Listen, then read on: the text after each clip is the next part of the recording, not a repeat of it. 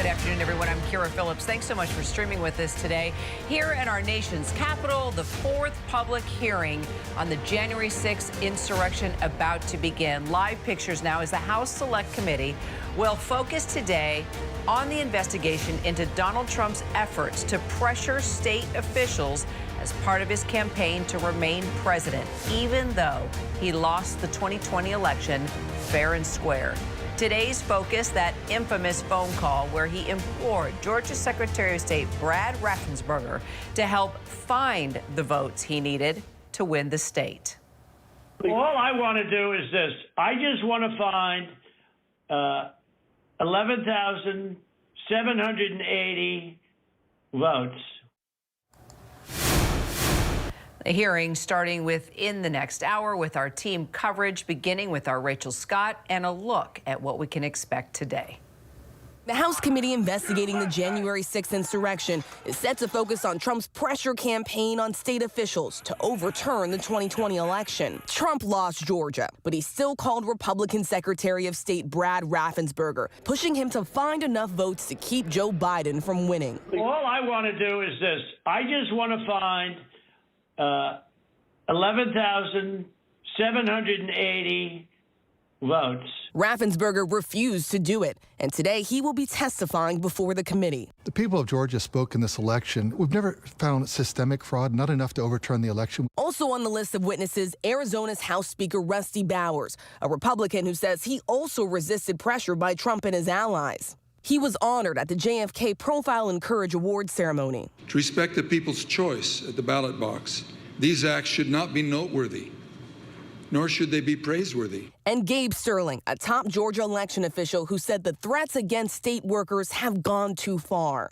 Someone's going to get shot, someone's going to get killed.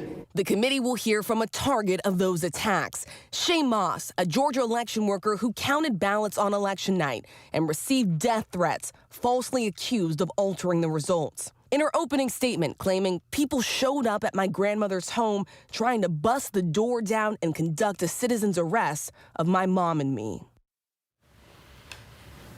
And our team coverage continues now with ABC News political director Rick Klein, White House correspondent Mary Alice Parks, also congressional correspondent Rachel Scott, who you just heard from there. Rachel, let's talk about just the impact that these hearings have had on the American people so far. I know there have been a number of polls out there.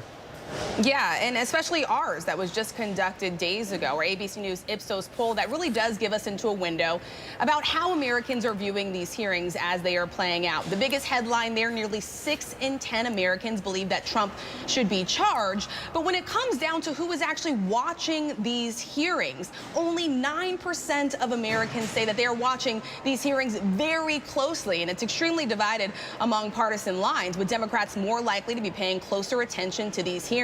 But also when asked whether or not this would make an impact, if what they've seen or heard or read is going to impact their vote in November, the majority of Americans said that it would not, Kira.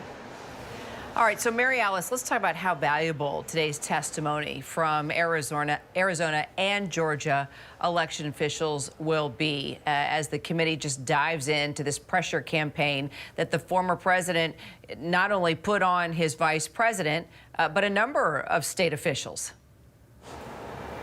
Yeah, Kira, I think it's really significant to hear from these local officials. First, it reminds Americans that we run elections at the local level. It's part of what makes elections so secure in this country, actually, is that every state runs its own system, has its own way of doing audits and recounts, of making sure that one voter gets one vote. And so it's reminding Americans that that decentralized system is part of what makes elections secure. It also serves to remind Americans that it was actually a lot of Republicans who stood back up to the president and said, I'm not willing to break the law and lie for you. You're going to have to accept that you lost the election. You're going to have to accept that we don't see that you have the votes. We're doing recounts, we're doing audits, and you lost, sir. There was a lot of Republicans in Georgia and Arizona sort of making that call back to the White House. And third, I think it's so important for Americans just to hear from these local officials who are, again, local, who are community members and neighbors. It is people in their own hometowns who run their elections, and I think it's part of what makes people generally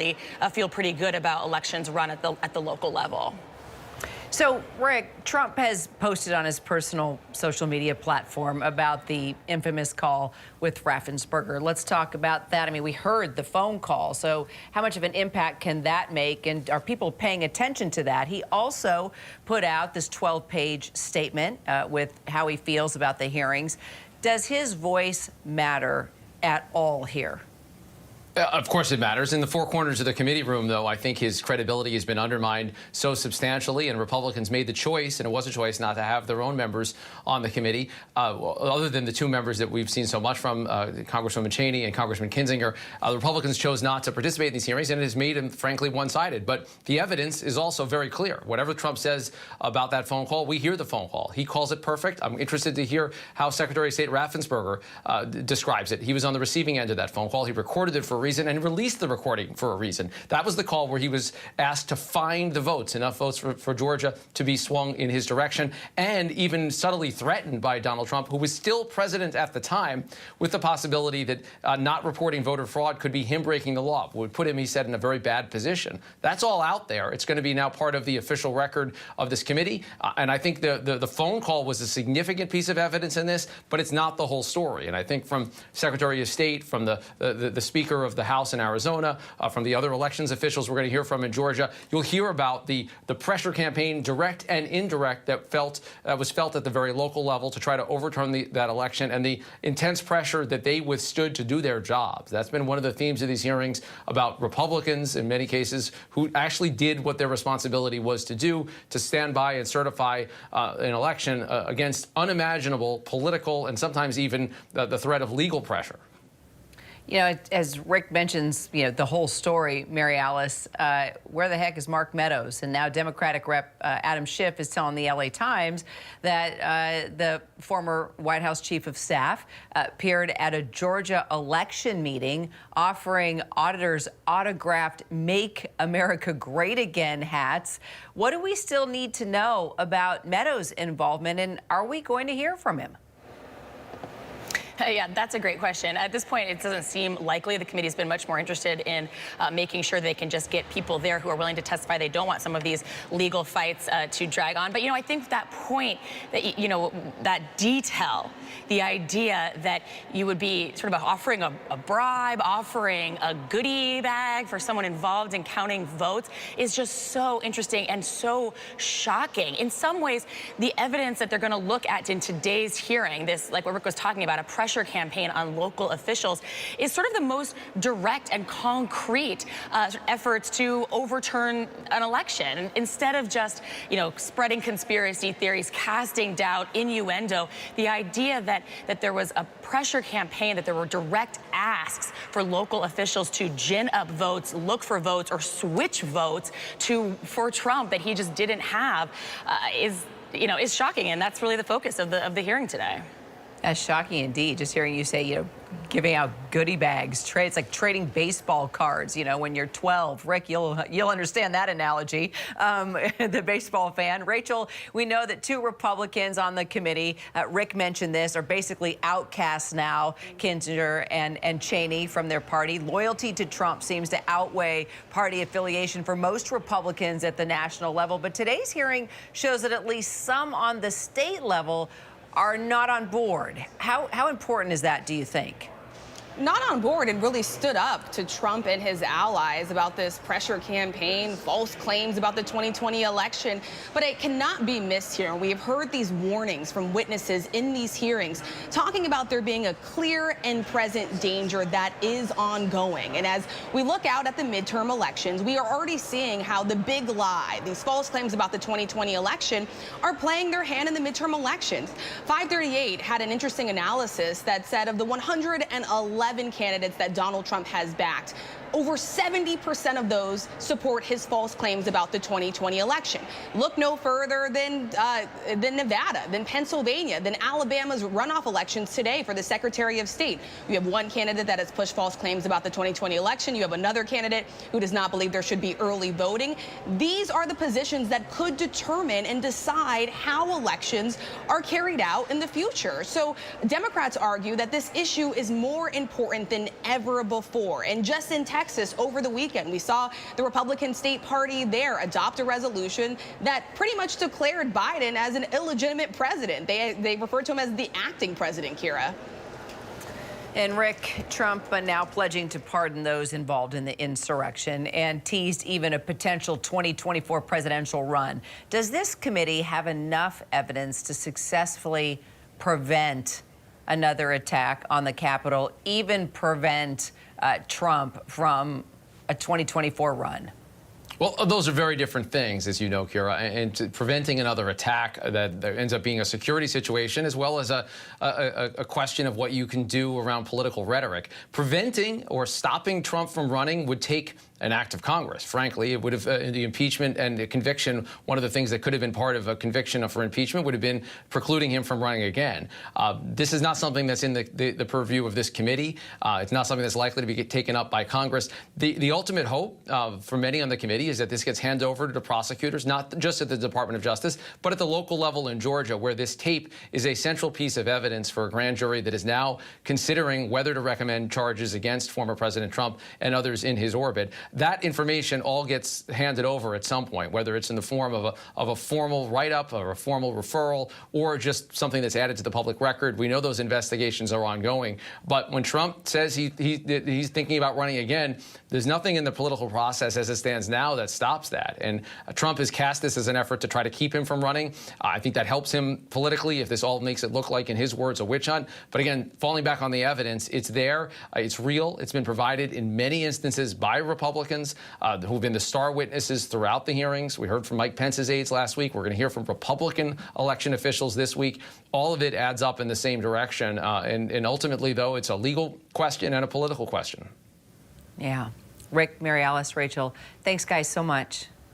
Thank you. And as we await the January 6th committee to begin its fourth hearing, today will zero in on former President Trump's pressure campaign, as we mentioned, to overturn this election, and this time by calling and harassing state officials. Let's bring in someone who knows well how these investigations work, Chief Minority Counsel for the U.S. Senate Permanent Subcommittee on Investigations, Jeff Robbins. Jeff, good to see you again. You've been such a great voice within all of this for us.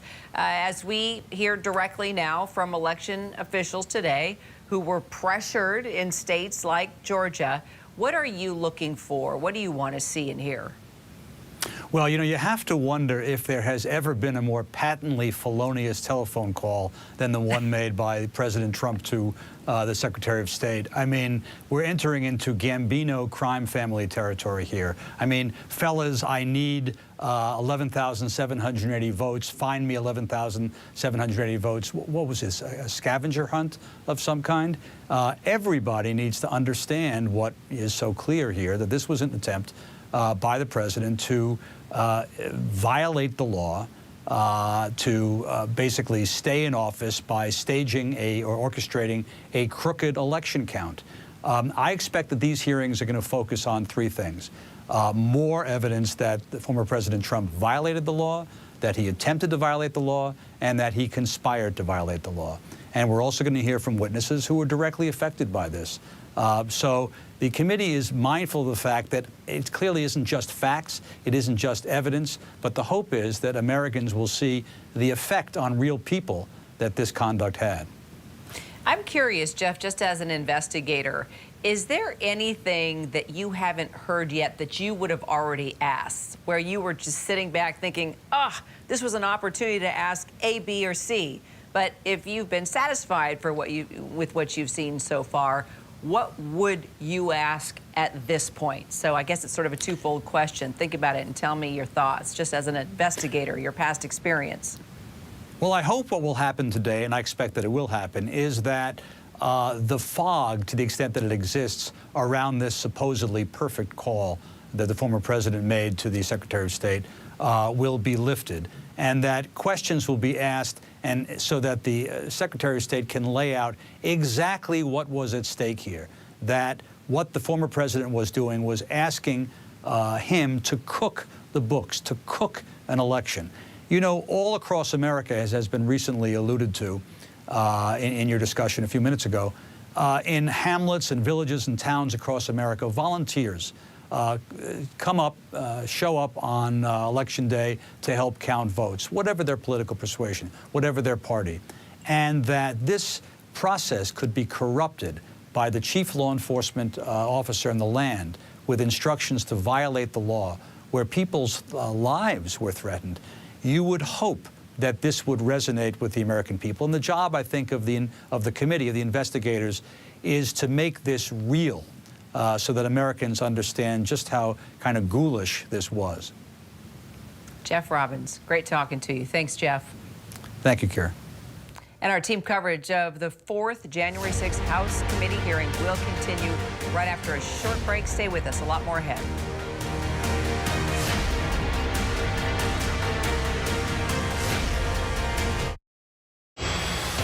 With so much at stake in our world right now, we wanted to thank you for your trust and for making ABC News America's #1 news. And thank you for making ABC News Live America's #1 streaming news. Now streaming on ABC News Live 2020. True crime, cinematic, real-life drama, stunning, the unthinkable. Follow the clues, The Hunt. True crime 2020. Now streaming on ABC News Live. Admit it, these days, what you need to know seems to change just about every day. What is it that you really want to know, need to know? To help you not just get through your day, but to make the most of it. Feel smarter. Feel better. Feel happier. Well, how about a third hour of Good Morning America? GMA 3, what you need to know. Now streaming on ABC News Live. It's all about you. I know what happened, and I'm not guilty. Why the fascination with criminal trials? Figure out what's really out there. She revealed she had murdered his family. I know in my heart that he did this. It's the time of suspicion. The ending's really tough.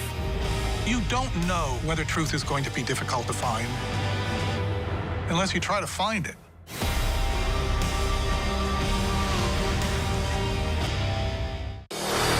America's #1 news, ABC News. Most watched, most trusted, and streaming live to you anytime, anywhere, and free. This is ABC News Live, America's #1 streaming news. Free to you 24/7. Watch America's #1 news whenever you want it, wherever you are, anytime. ABC News Live, streaming live and free on all platforms.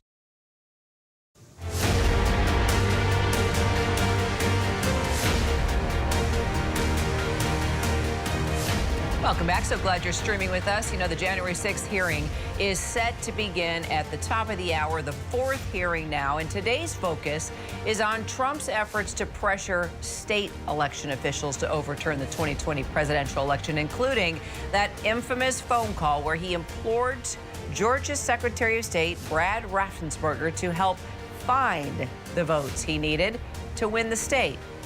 For more on this, joining us now, ABC News contributors Amanda Renteria, CEO for Code for America, also former Republican Congresswoman for Virginia, Barbara Comstock. All right, Amanda, let's start with you. What are you looking to hear today as we begin this 4th hearing? So once again, we're going to hear the full picture of what really happened. I think more and more what the American public is seeing is that this wasn't just a peaceful protest that turned awry. This wasn't just a bottoms-up thing that happened all across the country and people really started to raise their voice. This was a coordinated, sophisticated effort to do something that is remarkable in this country, which is the peaceful transition of power. And I think once again, we're going to see the reality of not just the clarity of the story here, but who was actually pulling the strings, the role that Trump was playing. And on the positive side, we're going to once again see public servants who have dedicated their lives to making sure the Constitution, democracy, democratic institutions are up and strong. We're going to continue to see their role in this moment when things were teetering on the brink. And so today's hearing is an incredibly important part of the story because it is the story of what was happening on the front lines all across the country in some very key states. Barbara, we've already heard the infamous phone call that Trump made to Raffensperger to try and pressure him to overturn election results.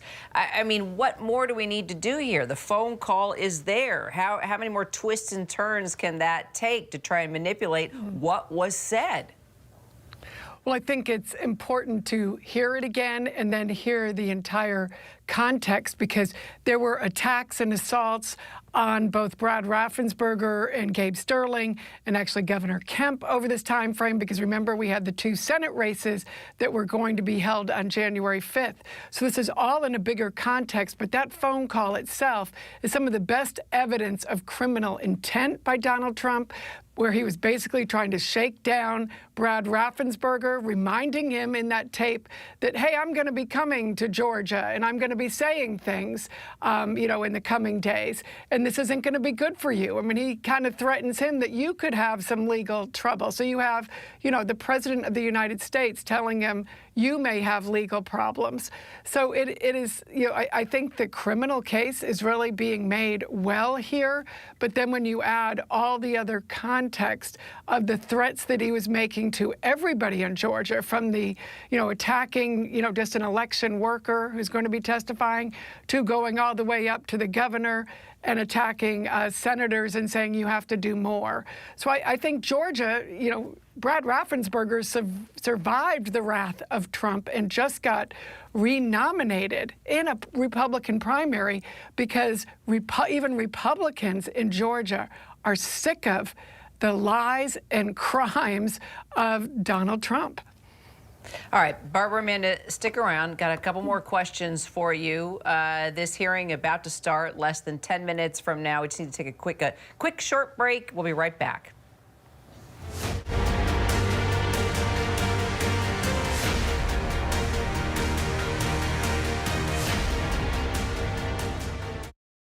Streaming live, new details emerge 1 month after the deadly Texas school shooting, and devastation, brutality. Now officials say Americans killed as Putin's war rages on. Live streaming now, free on ABC News Live, America's #1 streaming news.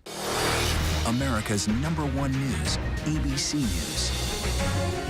Most watched, most trusted, and streaming live to you anytime, anywhere, and free. This is ABC News Live, America's #1 streaming news. Free to you 24/7. Watch America's #1 news whenever you want it, wherever you are, anytime. ABC News Live, streaming live and free on all platforms. He thought he was God. He's now one of the most vilified men in the world. He is the everyman. Zelensky is the Tom Hanks of Ukraine. The fact that a little nice Jewish boy is 5'7" is showing up this KGB agent in the Kremlin. What do you say to Americans who see Russia and you not only as a rival, but an unfriendly adversary? 2 men at war. Which Vladimir will take over. The world is not going to be the same. So what's good to read this summer? Well, Kate and I have decided to jump in and help you. And we're talking with Oprah, John Irving, and so many popular authors and influencers. So we want you to join us. Myself, Charlie Gibson, and my daughter, Kate Gibson. Oh, hey, that's me. That is you. For the new podcast series, it is called The Bookcase with Kate and Charlie. We will make sure you love what you read. Listen anywhere and anytime. The Bookcase Podcast, wherever you get your podcasts. Take America's #1 news with you, anywhere you go, anytime, free. Download the ABC News app now. Breaking news, exclusives, 24/7. There for you with one touch. The ABC News app. Download it now.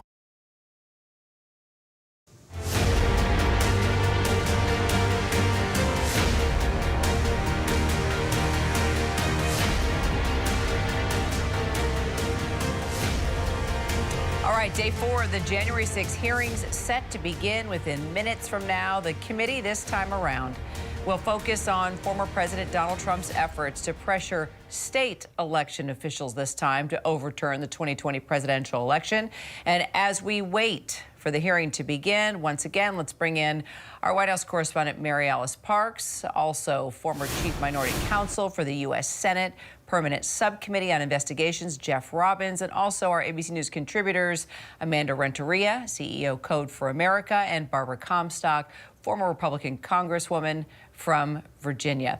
All right, Mary Ellis, you're there on the Hill as we wait for hearing number 4. Just describe the difference you think we will see, hear, feel today as compared to the first 3 hearings. Yeah, you get a sense here in Washington that everyone's kind of holding their breath. It's definitely tense up here. I think that the first few hearings, people saw new details, sort of shocking new evidence and personal testimony that even if they had a sense of sort of the contours of what had happened in the lead up to January 6th and the aftermath of the election, the details that the committee members were able to uncover and reveal were a lot for lawmakers, for all of Washington and the country to process. And I think what's different about today is that we're going to hear directly from local state officials and local election workers who were trying to do their jobs, trying to do the job of democracy and count every vote and recount votes and do audits, and who were pressured, the committee says, by the former president and his team to lie and to break the law and to come up with votes for him instead. And I think what is so interesting about that testimony we're going to hear today is that in some ways it could be some of the most direct and concrete evidence of the former president's work to overturn an election. Jeff, just from your background as an investigator, what type of questioning can we expect from the committee today? And what do you want to hear from the witnesses specifically? Well, I want to hear the witnesses lay out again what this really meant. You know, we have not, Barbara Comstock quite rightly referred to this as a shakedown phone call, a series of shakedown phone calls, and that's what they were. We haven't tended to admire crime bosses in this country, let alone vote for them for president. One of the aspects of this that's so interesting is the walking away from responsibility on the part of the former president. There's a report out that he's now going to say that he barely knew John Eastman, the lawyer that he instructed to instruct Mike Pence to break the law. And you have to laugh because, you know, Ivanka Trump has testified, and what are we going to now hear? That he barely knows her, that he may have run into her at a Sweet 16 party, but, you know, he's got his photograph, he gets his photograph taken with a lot of people. There is, from a human level, and hopefully the investigators can bring this out, just such a terrific disregard for what democracy is supposed to be like. And that, I hope, is what gets shown today. Barbara, it looks like things are going to set to begin in about 3 minutes. We're going to toss it off to the live coverage there from the Hill. So quickly, the panel is made up of 7 Democrats, 2 Republicans, but no Trump supporters. Trump actually told a far right-wing podcast host last week it was a, quote, bad decision not to have representation on that committee. What do you make of his response, considering, you know, Trump denounced the proposal of a bipartisan commission last year, calling it a Democrat trap? Well, listen, he always is throwing people under the bus, but what these hearings are showing is that Donald Trump is a witness against himself, whether it's on the recordings or on his continued attacks. These witnesses are all Republicans, and I guess except a local woman who is a local official, but these others were elected officials who voted for Donald Trump, as did Liz Cheney and Adam Kinzinger. So these are, and all of the witnesses thus far, the vast majority have been Republicans who voted for Donald Trump. So what is very damaging is at each hearing, he is continuing to make threats against all of these witnesses and show that he is the clear and present danger that Judge Ludig last week said he was, and why he needs to be prosecuted, I believe.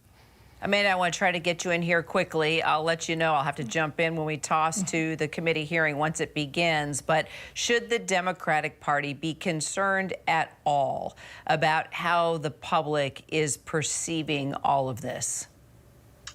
I don't think so at all. They are really creating the right, clear, concise story that are bringing facts to life.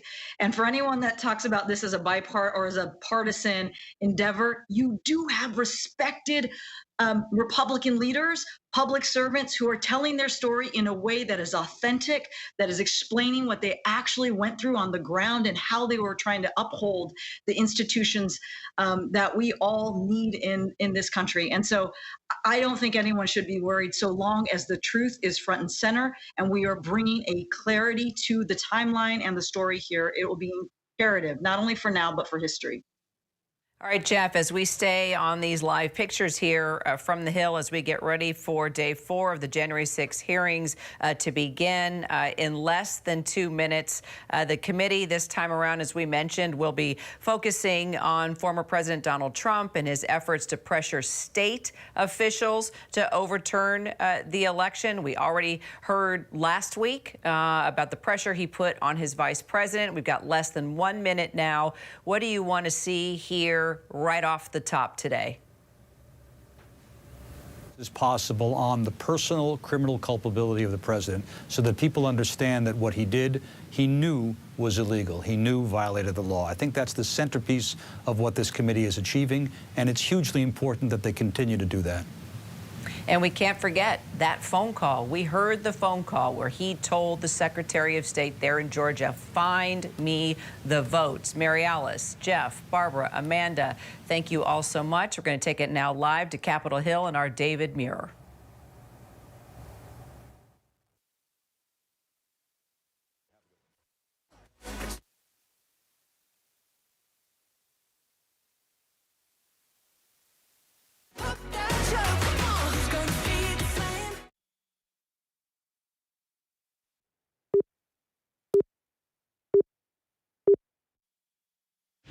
This is an ABC News special report. Attack on the Capitol, the investigation.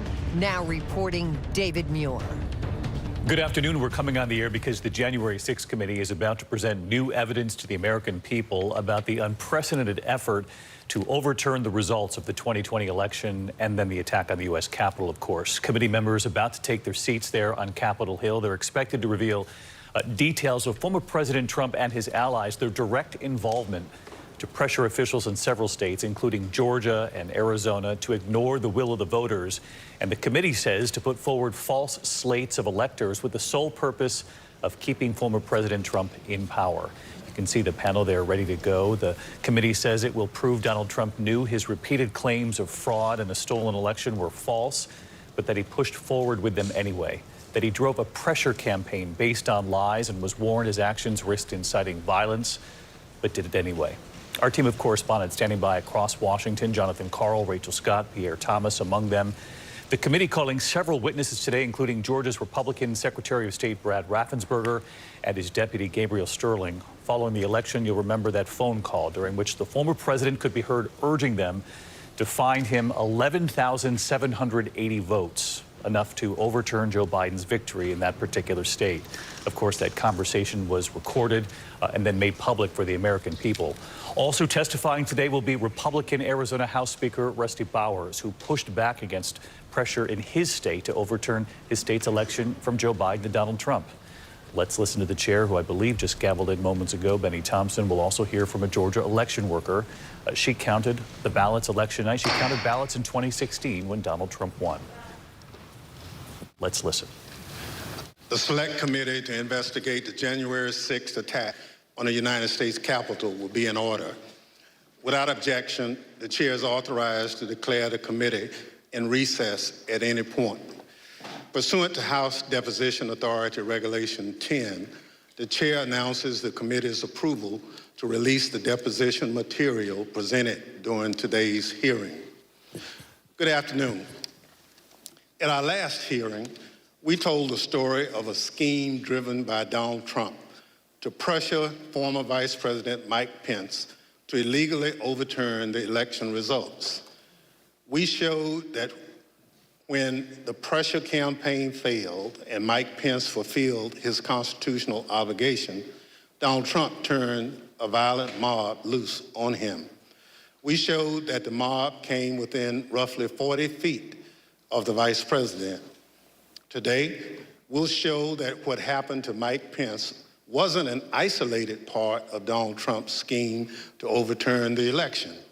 In fact, pressuring public servants into betraying their oaths was a fundamental part of the playbook. And a handful of election officials in several key states stood between Donald Trump and the upending of American democracy. As we begin today, it's important to remember when we count the votes for president, we count the votes state by state. For the most part, the candidates who win the popular vote in a state wins all the state's electoral college votes. And whoever wins a majority of the electoral college votes wins the presidency. So when Donald Trump tried to overturn the election results, he focused on just a few states. He wanted officials at the local and state level to say the vote was tainted by widespread fraud and throw out the results, even though, as we showed last week, there wasn't any voter fraud that could have overturned the election results. And like Mike Pence, these public servants wouldn't go along with Donald Trump's scheme. And when they wouldn't embrace the big lie and substitute the will of the voters with Donald Trump's will to remain in power, Donald Trump worked to ensure they faced the consequences. Threats to people's livelihood and lives, threats of violence that Donald Trump knew about and amplified.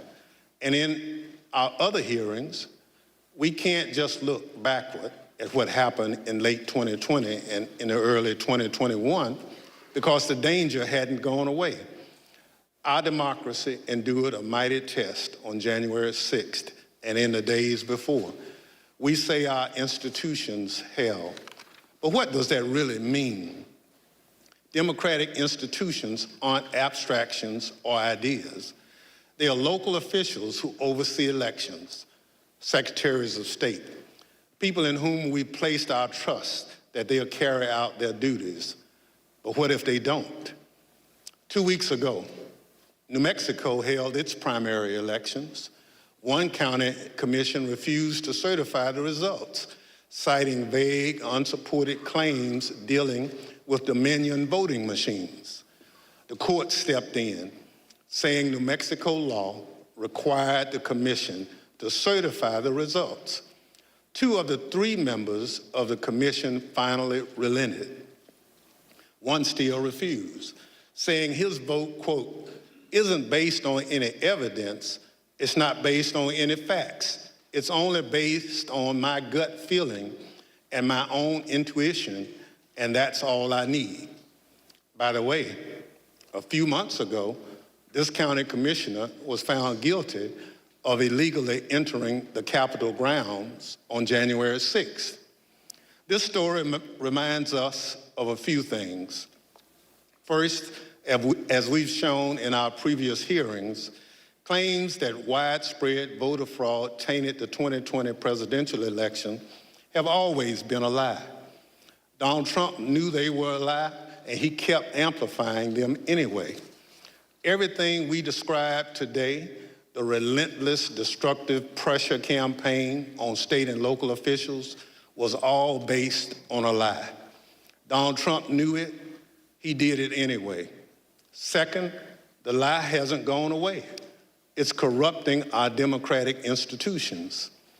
People who believe that lie are now seeking positions of public trust. And as seen in New Mexico, their oath to be to the people they serve will take a backseat to their commitment to the big lie.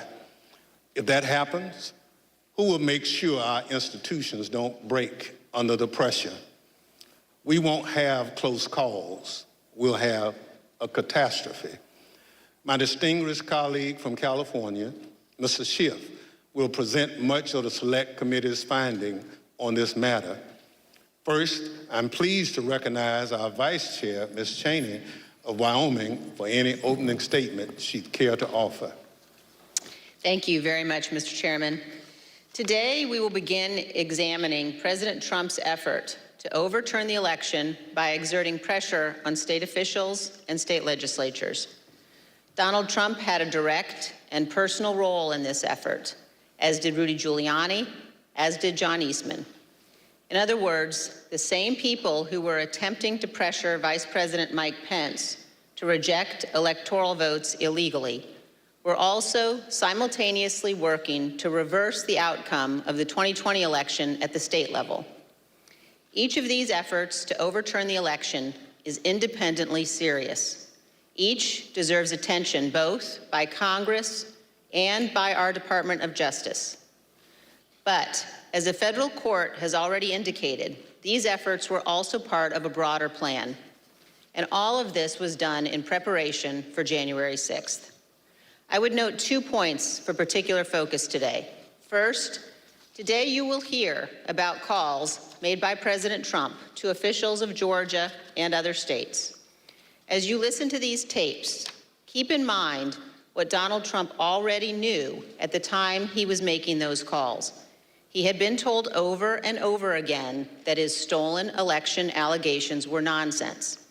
For example, this is what former Attorney General Bill Barr said to President Trump about allegations in Georgia.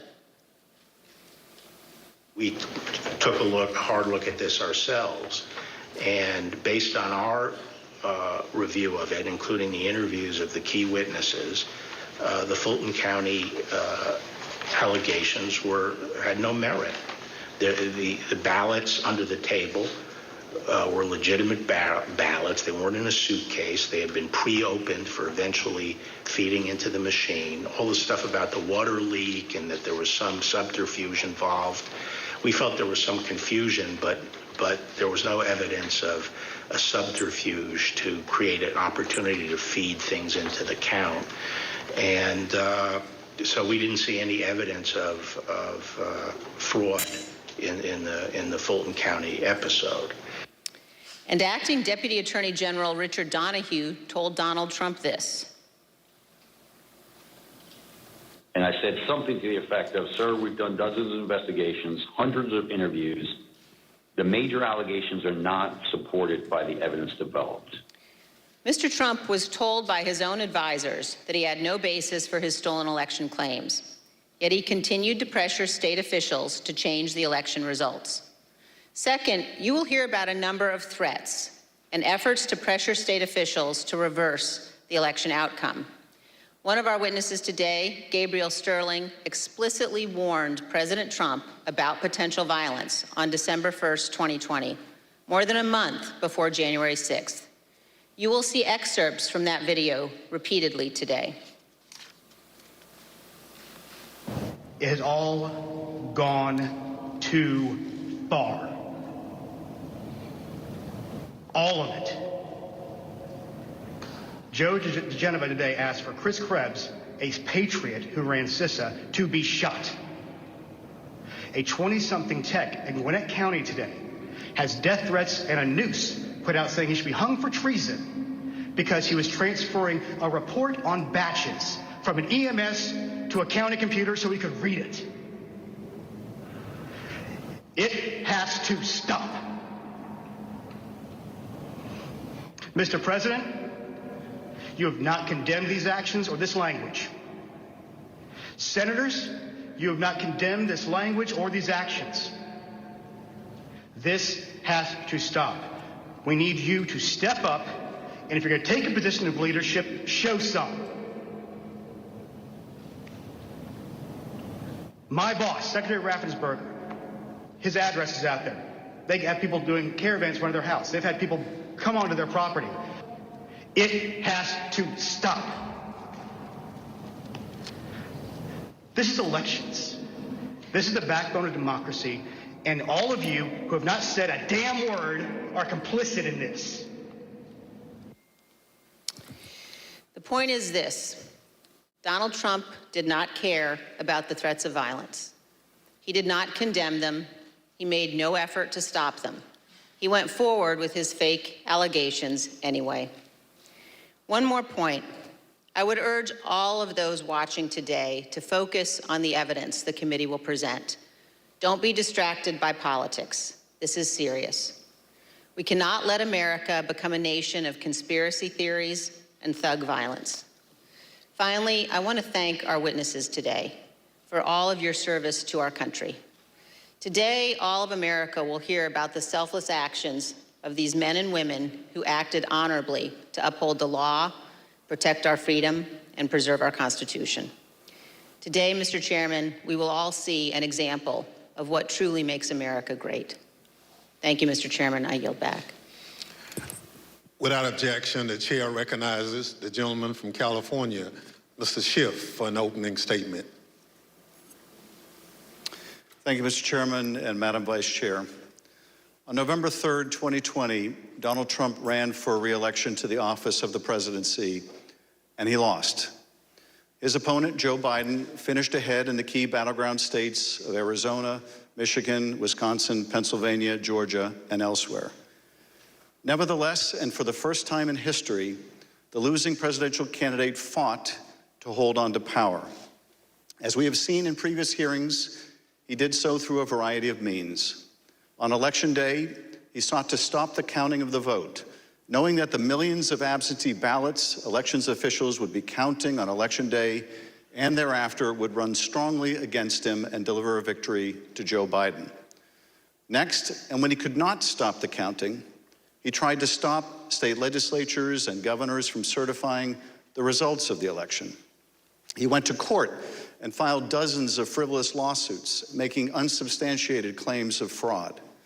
When that too failed, he mounted a pressure campaign directed at individual state legislators to try to get them to go back into session and either declare him the winner, decertify Joe Biden as the winner, or send two slates of electors to Congress, one for Biden and one for him, and pressure Vice President Pence to choose him as the winner. But the state legislatures wouldn't go along with this scheme, and neither would the vice president. None of the legislatures agreed to go back into special session and declare him the winner. No legitimate state authority in the states Donald Trump lost would agree to appoint fake Trump electors and send them to Congress. But this didn't stop the Trump campaign either. They assembled groups of individuals in key battleground states and got them to call themselves electors, created phony certificates associated with these fake electors, and then transmitted these certificates to Washington and to the Congress to be counted during the joint session of Congress on January 6th. None of this worked. But according to Federal District Judge David Carter, former President Trump and others likely violated multiple federal laws by engaging in this scheme, including conspiracy to defraud the United States. You will hear evidence of the former president and his top advisors' direct involvement in key elements of this plot, or what Judge Carter called a coup in search of a legal theory. For as the judge explained, President Trump's pressure campaign to stop the electoral count did not end with Vice President Pence. It targeted every tier of federal and state elected officials.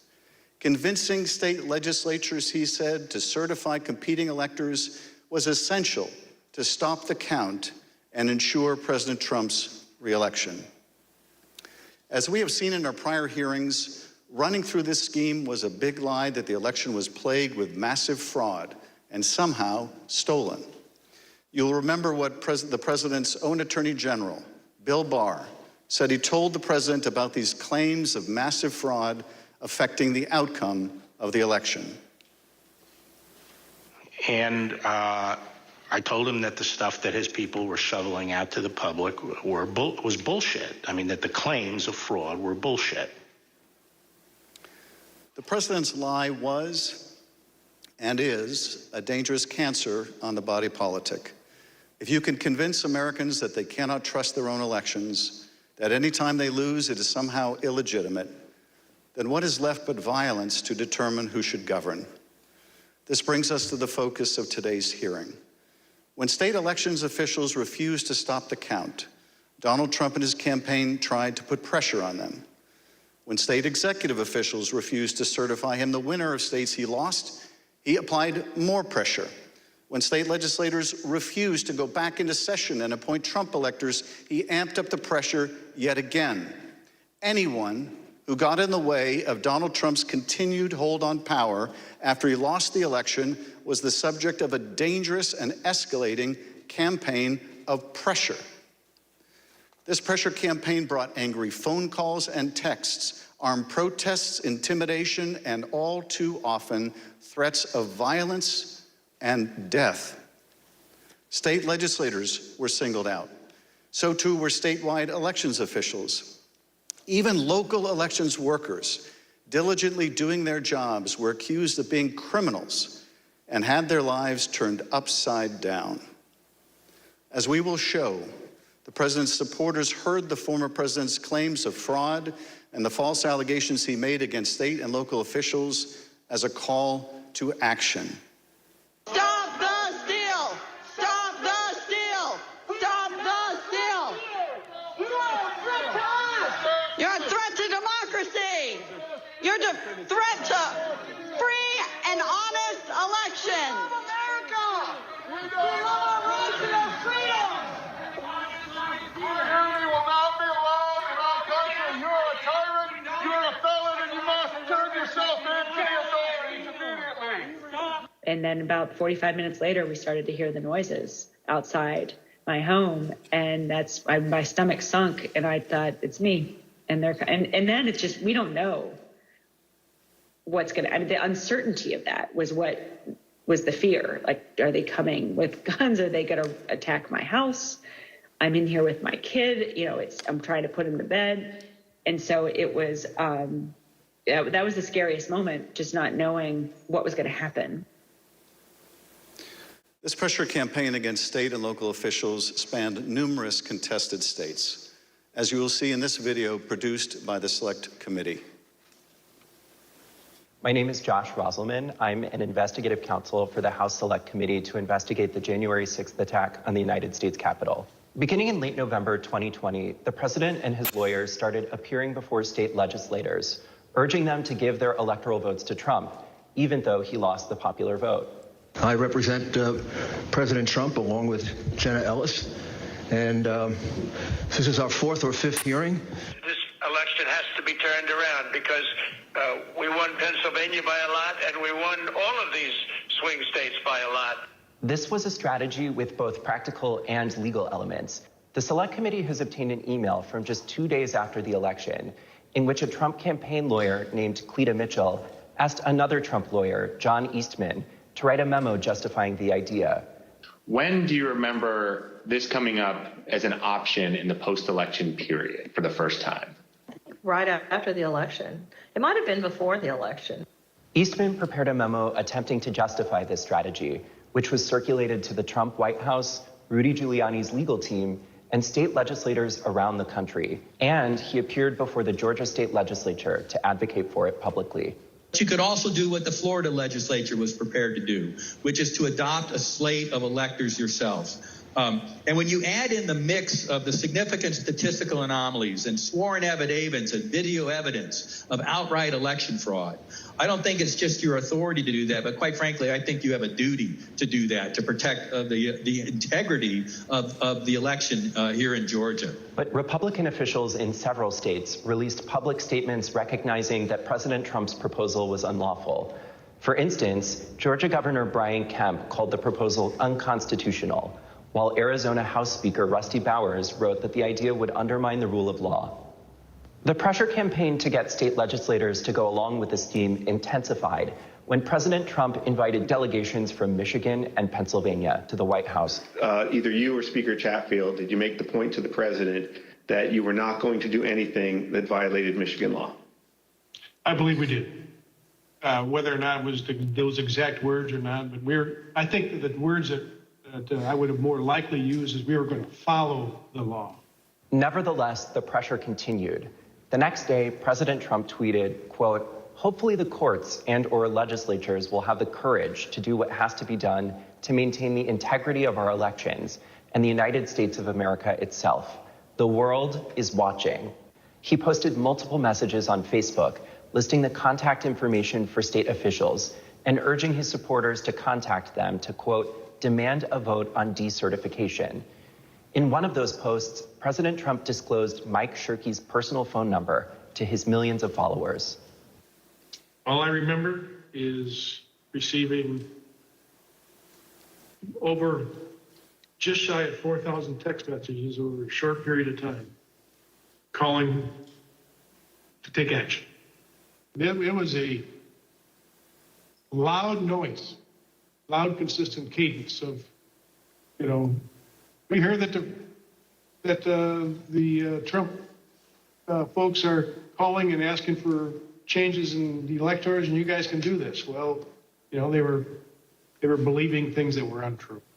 These efforts also involved targeted outreach to state legislators. Hi, Representative. My name is Angela McCallum. I'm calling from Trump campaign headquarters in Washington, D.C. You do have the power to reclaim your authority and send a slate of electors that will support President Trump and Vice President Pence. From President Trump's lawyers and from Trump himself. And I've become friendly with legislators that I didn't know 4 weeks ago. Another legislator, Pennsylvania House Speaker Brian Cutler, received daily voicemails from Trump's lawyers in the last week of November. Mr. Speaker, this is Rudy Giuliani and Jenna Ellis. We're calling you together because we'd like to discuss, obviously, the election. Hello, Mr. Speaker. This is Jenna Ellis, and I'm here with Mayor Giuliani. Hey, Brian, it's Rudy. I really have something important to call to your attention that I think really changes things. Cutler felt that the outreach was inappropriate and asked his lawyers to tell Rudy Giuliani to stop calling, but Giuliani continued to reach out. I understand that you don't want to talk to me now. I just want to bring some facts to your attention and talk to you as a fellow Republican. On December 30th, Trump ally Steve Bannon announced a protest at Cutler's home. We're getting on the road and we're going down to Cutler. We're going to start going to offices, and if we have to, we're going to go to homes and we're going to let them know what we think about them. There were multiple protests. I actually don't remember the exact number. There was at least 3, I think, outside either my district office or my home. And you're correct, my son, my then 15-year-old son, was home by himself for the first one. All of my personal information was doxed online. It was my personal email, my personal cell phone, my home phone number. In fact, we had to disconnect our home phone for about 3 days because it would ring all hours of the night and would fill up with messages. Brian Cutler, we're outside. Clerks facing felony charges in Michigan. Poll watchers denied access in Pennsylvania. These ads were another element in the effort. The Trump campaign spent millions of dollars running ads online and on television. The evidence is overwhelming. Call your governor and legislators. Demand they inspect the machines and hear the evidence. Public pressure on state officials often grew dangerous in the lead up to January 6th.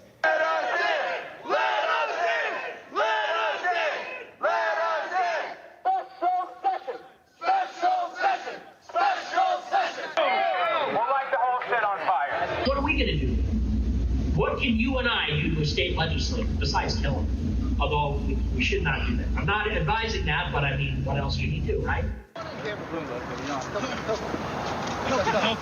punishment for treason is death. The state pressure campaign and the danger it posed to state officials and the state capitals around the nation was a dangerous precursor to the violence we saw on January 6th at the U.S. Capitol. Today you will hear from Rusty Bowers, the Republican Speaker of the Arizona House of Representatives. He will tell us about his conversations with the President, with Rudy Giuliani and John Eastman, and what the President's team asked of him and how his oath of office would not permit it. You will then hear from Brad Raffensperger, the Republican Secretary of State of Georgia, who Trump directed to, quote, find 11,780 votes. That did not exist, but just the exact number of votes needed to overtake Joe Biden. You will also hear from Gabriel Sterling, the chief operating officer, his chief operating officer, about the spurious claims of fraud in the elections in Georgia, and who, responding to a cascading set of threats to his elections team, warned the president to stop, that someone was going to get killed. And you will hear from Wandrea Shea Moss, a former local elections worker in Fulton County, Georgia, about how all of the lies about the election impacted the lives of real people who administer our elections and still do. You will hear what they experienced when the most powerful man in the world, the President of the United States, sought to cling to power after being voted out of office by the American people. The system held, but barely. And the system held because people of courage, Republicans and Democrats, like the witnesses you will hear today, put their oath to the country and Constitution above any other consideration. They did their jobs, as we must do ours. Thank you, Mr. Chairman, and I yield back. I now welcome our first panel of witnesses. We're joined today by a distinguished legislator from Arizona, Rusty Bowers, who's a Republican Speaker of the Arizona House of Representatives. Mr. Bowers was first elected to the state legislature in 1993 and has served as Speaker since 2019. Welcome, Speaker Bowers. Brad Raffensperger is the 29th Secretary of State of Georgia, serving in this role since 2019. As an elected official and a Republican, Secretary Raffensperger is responsible for supervising elections in Georgia and maintaining the state's public records. Welcome, Mr. Secretary. Gabriel Sterling is the Chief Operating Officer in the Georgia Secretary of State's office. Mr. Sterling was the statewide voting systems implementation manager for the 2020 election in Georgia, responsible for leading the Secretary of State's response to the COVID pandemic and rolling out modernized voting equipment. I will swear in our witnesses. The witnesses will please stand and raise their right hand. Do you swear or affirm on the penalty of perjury that the testimony you're about to give is the truth, the whole truth, and nothing but the truth, so help you God? Thank you. Please be seated. Let the record reflect that the witnesses answered in the affirmative. Speaker Bowers, thank you for being with us today. You're the Speaker of the Arizona House and a self-described conservative Republican. You campaigned for President Trump and with him during the 2020 election. Is it fair to say that you wanted Donald Trump to win a second term in office? Please.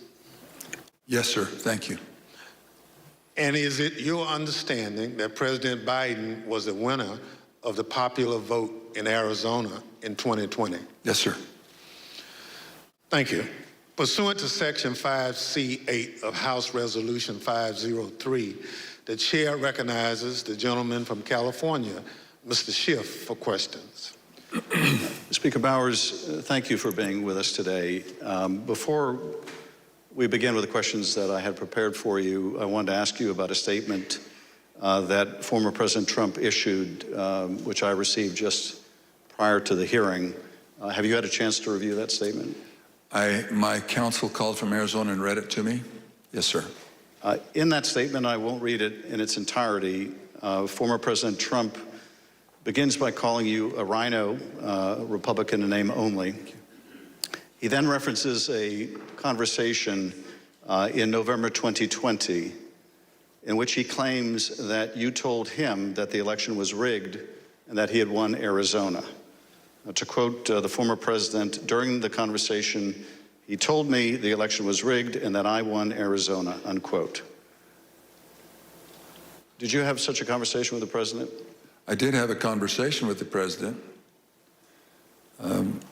That certainly isn't it, but there were parts of it that are true, but there are parts that are not, sir. And the part that I read you, is that false? Anywhere, anyone, anytime has said that I said the election was rigged, that would not be true. And when the former president in his statement today claimed that you told him that he won Arizona, is that also false? That is also false. Mr. Bowers, I understand that after the election, and I don't know whether this is the conversation the former president is referring to, but after the election, you received a phone call from President Trump and Rudy Giuliani in which they discussed the result of the presidential election in Arizona.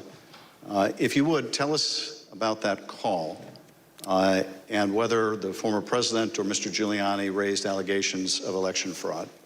Thank you. My wife and I had returned from attending our church meetings. It was on a Sunday.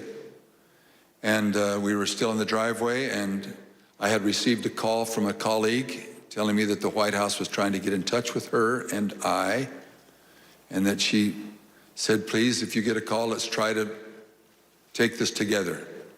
Immediately, I saw that the White House on my Bluetooth was calling, and I took the call and was asked by I would presume, the operator at the White House if I would hold for the president, which I did, and Mr. Giuliani came on first, and niceties.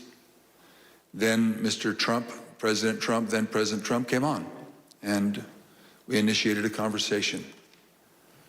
And during that conversation, did you ask Mr. Giuliani for proof of these allegations of fraud that he was making? On multiple occasions, yes. And when you asked him for evidence of this fraud, what did he say?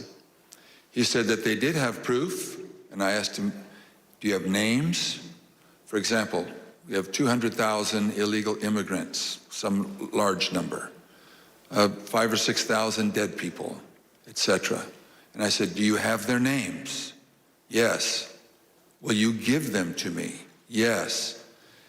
The president interrupted and said, give the man what he needs, Rudy. He said, I will. And that happened on at least 2 occasions, that interchange in the conversation. So Mr. Giuliani was claiming in the call that there were hundreds of thousands of undocumented people and thousands of dead people who had purportedly voted in the election? Yes. And you asked him for evidence of that? I did. And did you ever receive from him that evidence either during the call, after the call, or to this day? Never. What was the ask during this call? He was making these allegations of fraud, but he had something or a couple things that they wanted you to do. What were those? The ones I remember were first that we would hold, that I would allow an official committee at the Capitol so that they could hear this evidence and that we could take action thereafter. And I refused. I said, up to that time, the circus, I called it a circus, had been brewing with lots of demonstrations, both at the counting center, at the Capitol, and other places. And I didn't want to have that in the House. I did not feel that the evidence, granted in its absence, merited a hearing, and I didn't want to be used as a pawn if there was some other need that the committee hearing would fulfill. So that was the first ask, that we hold an official committee hearing. And what was his second ask? I said, to what end? To what end the hearing? He said, well, we have heard by an official high up in the Republican legislature that there is a legal theory or a legal ability in Arizona that you can remove the electors of President Biden and replace them. And we would like to have the legitimate opportunity through the committee to come to that end and remove that. And I said, that's something that's totally new to me. I've never heard of any such thing. And he pressed that point. And I said, look, you are asking me to do something that is counter to my oath when I swore to the Constitution to uphold it. And I also swore to the Constitution and the laws of the state of Arizona. And this is totally foreign as an idea or a theory to me. And I would never do anything of such magnitude without deep consultation with qualified attorneys. And I said, I've got some good attorneys, and I'm going to give you their names. But you're asking me to do something against my oath, and I will not break my oath. And I think that was up to that point. During the conversation, and you heard, I think, when we played a snippet of Mr. Giuliani calling other state legislators and saying that he was calling us essentially a fellow Republican, did he make a similar appeal to you or bring up the fact that you shared a similar party? Whether it was in that call or in a later meeting, he did bring that up more than once. And how would he bring that up? He would say, aren't we all Republicans here? I would think we would get a better reception. I mean, I would think you would listen a little more open to my suggestions that we're all Republicans. And this evidence that you asked him for that would justify this extraordinary step, I think you said they never produced. Why did you feel, either in the absence of that evidence or with it, what they were asking you to do would violate your oath to the Constitution? First of all, when the people, and in Arizona, I believe it's some 40 plus years earlier, the legislature had established the manner of electing our officials, or the electors for the presidential race. Once it was given to the people, as in Bush v. Gore, illustrated by the Supreme Court, it becomes a fundamental right of the people. So as far as I was concerned, for someone to ask me in the, I would call it a paucity, there was no evidence being presented of any strength. Evidence can be hearsay evidence, it's still evidence, but it's still hearsay. But strong judicial quality evidence, anything that would say to me, you have a doubt, deny your oath. I will not do that. And on more than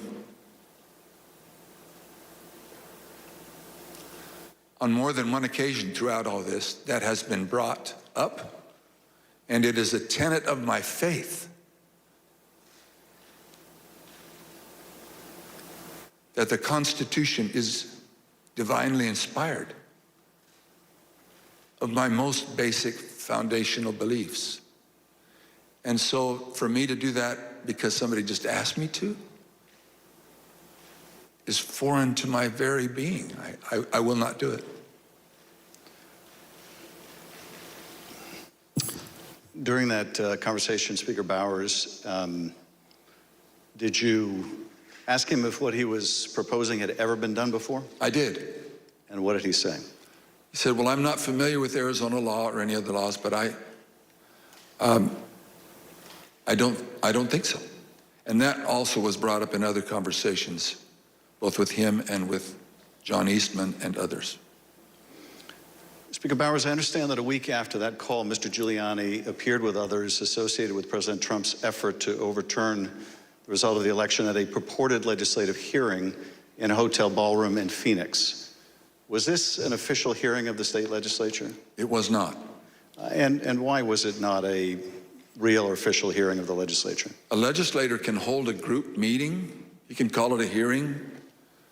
But when they ask me to have an official hearing, we establish it by protocols, public notice, etc. It's typically held at the Capitol, but doesn't need to be. We can authorize a hearing off campus. And in this case, I had been asked on several occasions to allow a hearing. I had denied it, but said, you're free to hold a meeting, any meeting you want, to the person who asked, and which he ultimately did. I think he was a little frustrated, but he ultimately did. This meeting was the same day, I believe, that the governor of Arizona, Doug Ducey, certified Biden as the winner of the presidential election in Arizona. Did you meet with Mr. Giuliani and his associates while they were in Phoenix sometime after that purported legislative hearing at the hotel? Yes, I did, sir. And at that meeting, did Mr. Giuliani raise any specific allegations of election fraud again? His initial comments were, again, the litany of groups of illegal individuals or people deceased, etc. And he had brought that up. And I wasn't alone in that meeting. There were others, and other members of the Senate aggressively questioned him. And then I proceeded to question him on the proof that he was going to bring me, etc. But he did bring those up, yes. And these other legislators were also Republican members of the Senate? They were, yes, sir. And did they also press him for proof of these allegations? They pressed him very strongly. Two of them especially, very strongly. And at some point, did Mr. Giuliani ask one of the other attorneys on his team to help him out with the evidence? He did. He asked Jenna Ellis, who was sitting to his right. One thing was that it was more to the point of, was there sufficient evidence or action that we could justify the recalling of the electors? But at that part of the conversation, I know he referred to someone else. But he did ask, do we have the proof to Jenna, Miss Ellis? And she said, yes. And I said, I want the names. Do you have the names? Yes. Do you have how they voted? We have all the information. I said, can you get to me that information? Did you bring it with you? She said, no. Both Mr. Giuliani asked her and I asked generally if they'd brought it with them. She said, no, it's not with me, but we can get it to you. And I said, then you didn't bring me the evidence, which was repeated in different iterations for some period of time.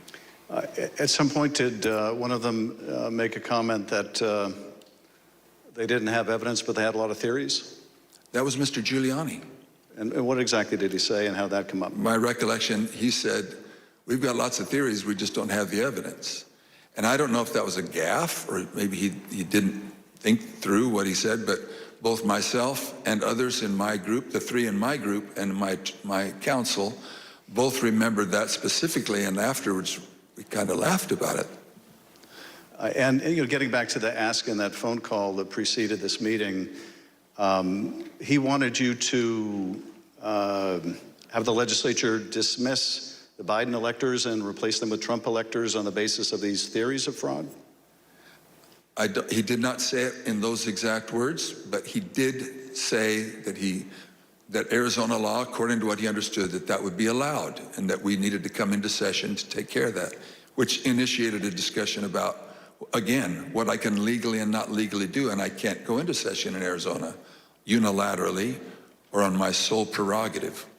In this meeting or at any other later time, did anyone provide you with evidence of election fraud sufficient to affect the outcome of the presidential election in Arizona? No one provided me ever such evidence. The Select Committee has uncovered evidence in the course of our investigation that at Stop the Steal protests at state capitals across the country, there were individuals with ties to the groups or parties involved in the January 6th attack on the U.S. Capitol. One of those incursions took place in the Arizona House of Representatives building, as you can see in this footage.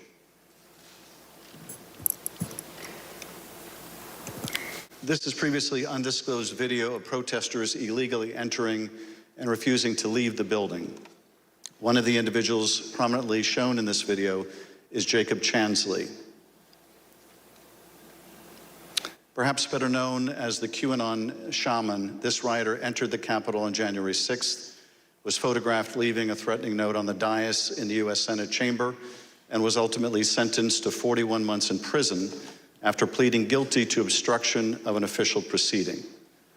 Other protesters who occupied the Arizona House of Representatives building included Proud Boys, while men armed with rifles stood just outside the entrance. I understand these protesters were calling for you by name, Speaker Bowers. Is that correct? That is correct. Speaker Bowers, did the president call you again in later in December? He did, sir. Did you tell the president in that second call that you supported him, that you voted for him, but that you were not going to do anything illegal for him? I did, sir. Nevertheless, his lawyer, John Eastman, called you some days later on June 4th, 2021. And he did have a very specific ask that would have required you to do just what you had already told the president you wouldn't do, something that would violate your oath. Is that correct? That's correct. It wasn't just me. I had my counsel and others on the call. And what did Dr. Eastman want you to do? That we would, in fact, take a vote to overthrow, or I shouldn't say overthrow, that we would decertify the electors, and that because we had plenary authority to do so. And he cited Article 2, Section 1, I think it's Clause 2, and said that in his opinion that gave us the authority if there was, I don't recall him saying sufficient evidence, but there was some call or some strong reason to do so or justification to do so that we could do that. And that he was asking that his suggestion was that we would do it. And I said, again, I took an oath. For me to take that, to do what you do, would be counter to my oath. I don't recall if it was in that conversation, clearly, that we talked more about the oath, but I said, what would you have me? And I said, you're asking me to do something that's never been done in history, the history of the United States, and I'm going to put my state through that without sufficient proof, and that's going to be good enough with me? That I would put us through that, my state, that I swore to uphold both in Constitution and in law? No, sir. He said, well, that's my suggestion would be just do it and let the courts figure it all out. And he didn't use that exact phrase, but that was what his meaning was, and I declined, and I believe that was close to the end of our phone call. And again, this took place after you had recently spoken with President Trump and told him that you wouldn't do anything illegal for him. Is that right? It wasn't days after. Obviously, it was days after, but a few days had gone by. But you had told President Trump you would not do anything illegal for him. I did, both times. And you told Dr. Eastman that you did not believe there was legal support to justify what he was asking, but he still wanted you to do it and effectively let the courts work it out? I've been warned, don't say things you think, maybe he said, but I do remember him saying that the authority of the legislature was plenary and that you can do it. I said, then you should know that I can't even call the legislature into session without a 2/3 majority vote. We're only 30 plus 1. There's no way that could happen. But in your view, what he was asking you to do would have violated your oath to the Constitution, both the United States Constitution and the Constitution of the state of Arizona? Yes, sir. Did you also receive a call from U.S. Representative Andy Biggs of Arizona on the morning of January 6th? I did. And what did Mr. Biggs ask you to do? I believe that was the day that the vote was occurring to each state to have certification, or to declare the certification of the electors. And he asked if I would sign on both to a letter that had been sent from my state and or that I would support the decertification of the electors. And I said I would not. Mr. Speaker, on December 4th, 2020, shortly after your meeting with Rudy Giuliani and other allies of President Trump, you released a statement publicly addressing, quote, calls for the legislature to overturn the 2020 certified election results. The statement is very straightforward in explaining the, quote, breathtaking request, unquote, made by representatives of President Trump, quote, that the Arizona legislature overturn the certified results of last month's election and deliver the state's electoral college votes to President Trump, unquote. Why did you believe, as you wrote in this statement, that the rule of law forbid you from doing what President Trump and his allies wanted you to do? Representative, I'm sorry, I should be saying, Mr. Chairman, Representative Schiff, there's two sides to the answer. One is, what am I allowed to do, and what am I forbidden to do?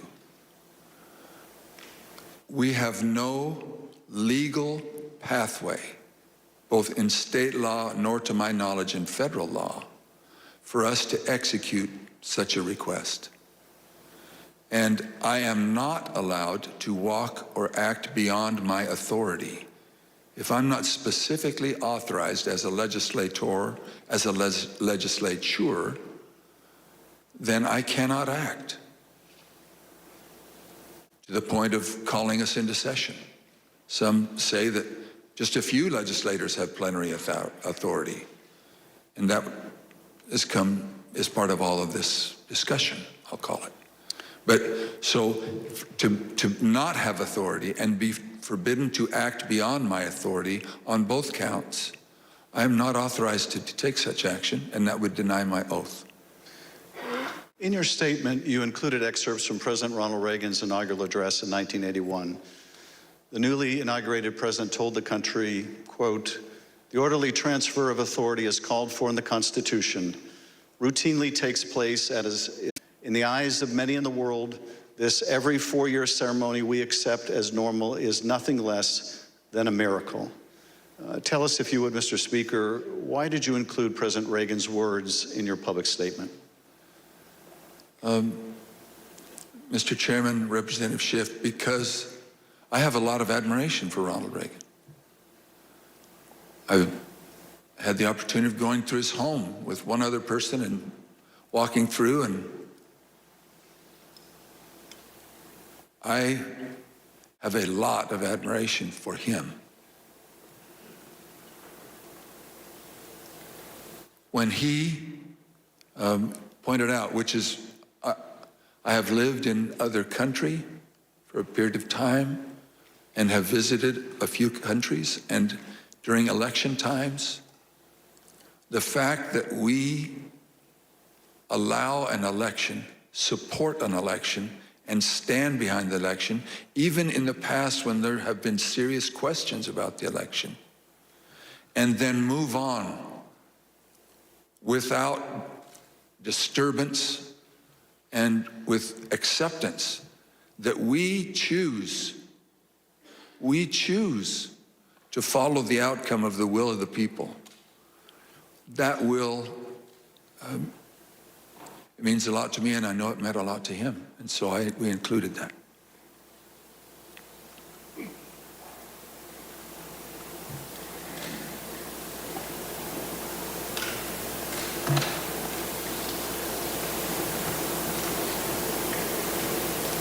Thank you, Speaker Bowers. I now want to look even more deeply at the fake electors scheme. Every 4 years, citizens from all over the United States go to the polls to elect their president. Under our Constitution, when we cast our votes for president, we are actually voting to send electors pledged to our preferred candidate to the Electoral College. In December, the electors in each state meet, cast their votes, and send those votes to Washington. There is only one legitimate slate of electors from each state. On the 6th day of January, Congress meets in a joint session to count those votes, and the winner of the Electoral College vote becomes the president. In this next segment, you'll hear how President Trump and his campaign were directly involved in advancing and coordinating the plot to replace legitimate Biden electors with fake electors not chosen by the voters. You'll hear how this campaign convinced these fake electors to cast and submit their votes through fake certificates, telling them that their votes would only be used in the event that President Trump won his legal challenges. Yet when the president lost those legal challenges, when courts rejected them as frivolous and without merit, the fake elector scheme continued. At this point, President Trump's own lawyers, so-called Team Normal, walked away rather than participate in the plan. And his own White House counsel's office said that the plan was not legally sound. Let's play the following video produced by the Select Committee. My name is Casey Lucier. I'm an investigative counsel for the House Select Committee to investigate the January 6th attack on the United States Capitol. On November 18th, a lawyer working with the Trump campaign named Kenneth Cheesebro wrote a memo arguing that the Trump campaign should organize its own electors in the swing states that began planning to organize fake electors for Trump in states that Biden won in the weeks after the election. Who do you remember being involved in those early discussions around the Thanksgiving time regarding having alternate electors meet? Mr. Giuliani, several of Mr. Giuliani's associates, Mr. Meadows,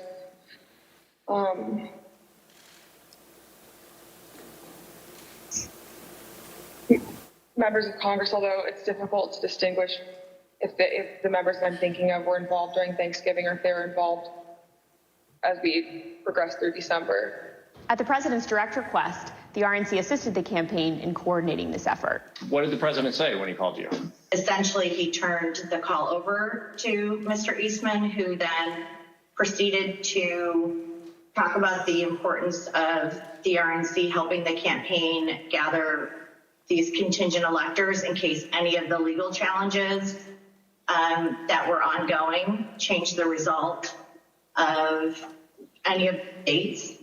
I think more just helping them reach out and assemble them. But my understanding is the campaign did take the lead, and we just were helping them in that role. As President Trump and his supporters continued to lose lawsuits, some campaign lawyers became convinced that convening electors in states that Trump lost was no longer appropriate.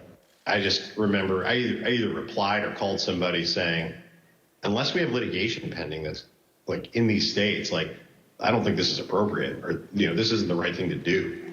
I don't remember how I phrased it, but I got into a little bit of a back and forth, and I think it was with Ken Cheeseborough, where I said, all right, you just get after it. Like, I'm out. At that point, I had Josh Finley email Mr. Chesbrough politely to say, this is your task. You are responsible for the Electoral College issues moving forward. And this was my way of taking that responsibility to zero. The committee learned the White House counsel's office also felt the plan was potentially illegal. And so, to be clear, did you hear the White House counsel's office say that this plan to have alternate electors meet and cast votes for Donald Trump in states that he had lost was not legally sound? Yes, sir. And who was present for that meeting that you remember? It was in our office. It was Mr. Meadows, Mr. Giuliani, and a few of Mr. Giuliani's associates. The Select Committee interviewed several of the individual fake electors, as well as Trump campaign staff who helped organize the effort. We were just, kind of useful idiots or rubes at that point. A strong part of me really feels that it's just kind of as the road continued and as that was failure, that got formulated as what do we have on the table? Let's just do it. And now, after what we've told you today about the Select Committee's investigation about the conclusion of the professional lawyers on the campaign staff, Justin Clark, Matt Morgan, and Josh Finley, about their unwillingness to participate in the convening of these electors, how does that contribute to your understanding of these issues? I'm angry. Because I think in a sense, no one really cared if people were potentially putting themselves in jeopardy. Would you have not wanted to participate in this any further as well? I absolutely would not have. Had I known that the three main lawyers for the campaign that I'd spoken to in the past and were leading up were not on board. Yeah. I was told that these would only count if a court ruled in our favor. So that would have been using our electors, it would have been using our electors in ways that we weren't told about, and we wouldn't have supported. Documents obtained by the Select Committee indicate that instructions were given to the electors in several states that they needed to cast their ballots in complete secrecy. Because this scheme involved fake electors, those participating in certain states had no way to comply with state election laws, like where the electors were supposed to meet. One group of fake electors even considered hiding overnight to ensure that they could access the state capitol, as required in Michigan. Did Mr. Norton say who he was working with at all on this effort to have electors meet? He said he was working with the president's campaign. He told me that the Michigan Republican electors were planning to meet in the Capitol and hide overnight so that they could fulfill the role of casting their vote per law in the Michigan chambers.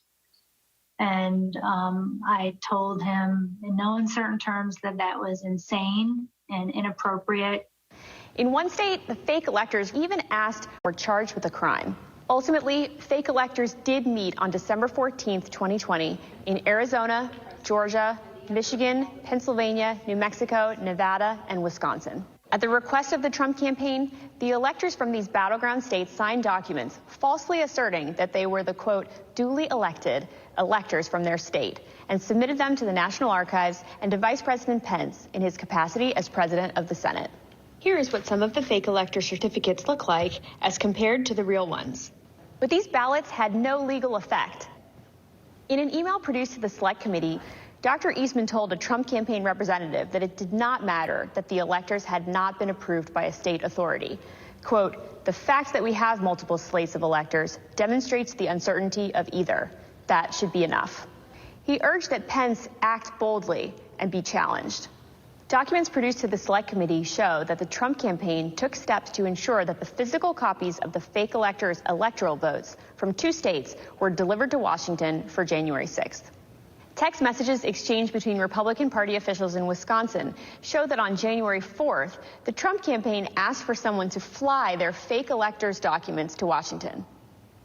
A staffer for Wisconsin Senator Ron Johnson texted a staffer for Vice President Pence just minutes before the beginning of the joint session. This staffer stated that Senator Johnson wished to hand-deliver to the vice president the fake electors' votes from Michigan and Wisconsin. The vice president's aide unambiguously instructed them not to deliver the fake votes to the vice president. Even though the fake elector slates were transmitted to Congress and the executive branch, the vice president held firm in his position that his role was to count lawfully submitted electoral votes. Joseph R. Biden, Jr. of the state of Delaware has received 306 votes. Donald J. Trump of the state of Florida has received 232 votes. Which is what he did when the joint session resumed on January 6th after the attack on the Capitol. 538.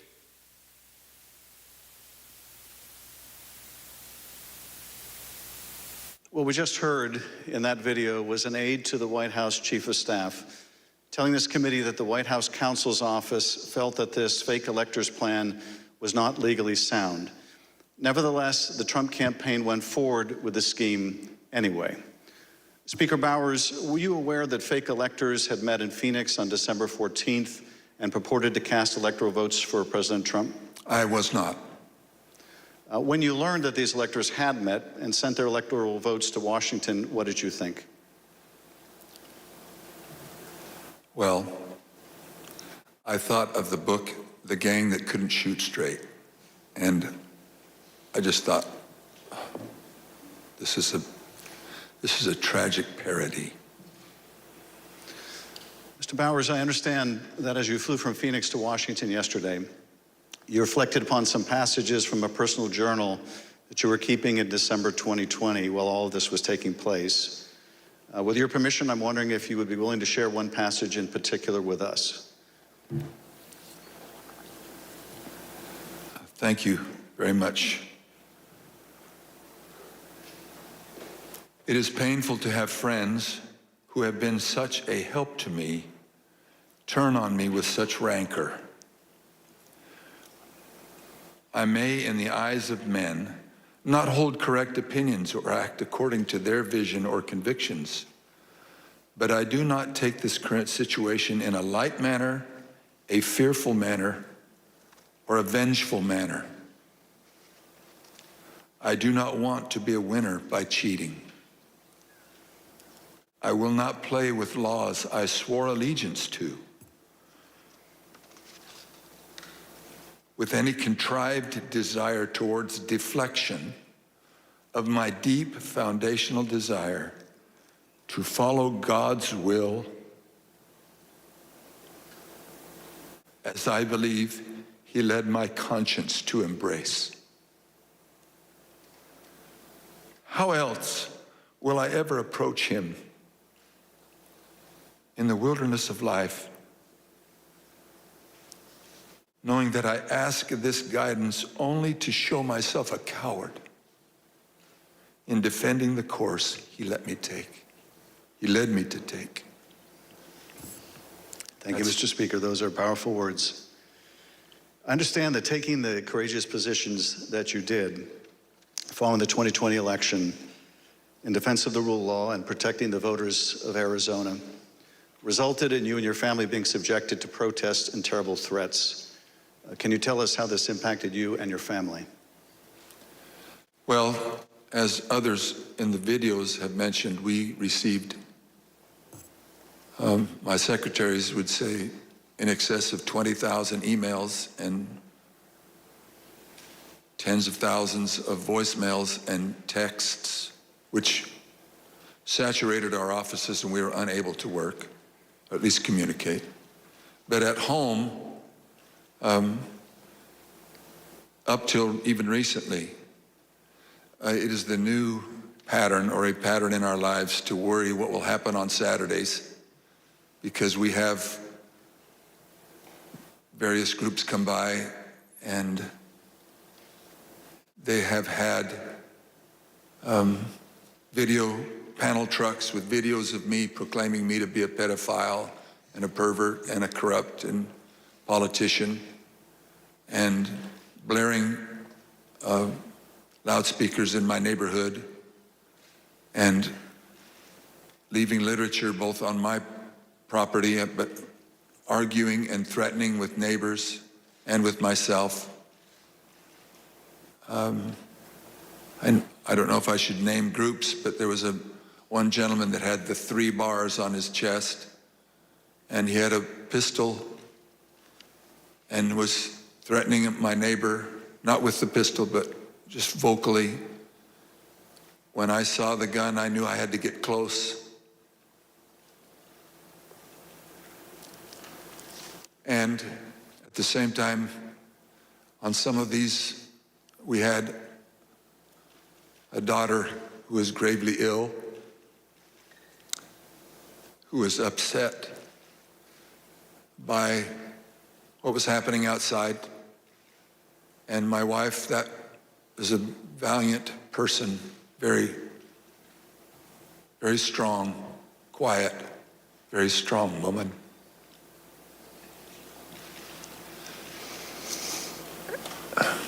So it was disturbing. It was disturbing. Mr. Speaker, I want to thank you for your service to the state of Arizona and to the country. Mr. Chairman, at this point, I think it'd be appropriate to take a short recess. Accordingly, I reserve the balance of my time.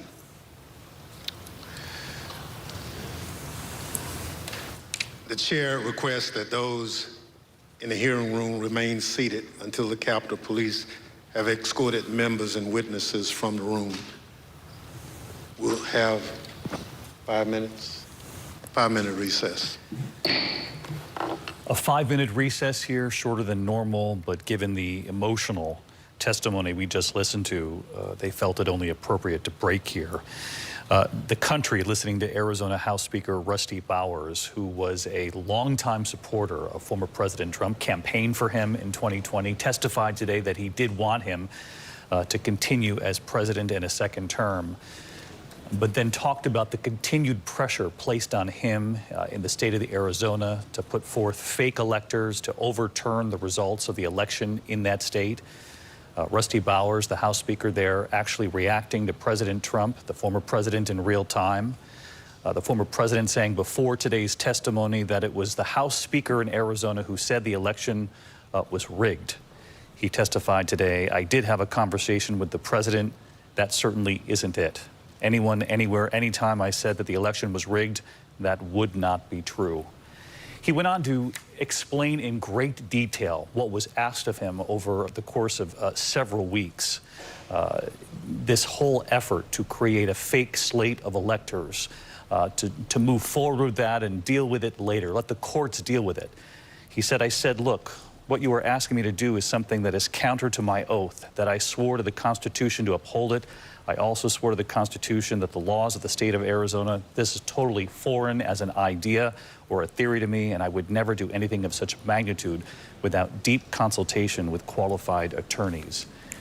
He later went on to say that these fake electors would not happen in my state. He was unaware that fake electors actually did meet in Arizona, in Phoenix. We also heard from the testimony there from the committee, members, investigators on the committee, that they interviewed campaign staffers and fake electors from several states.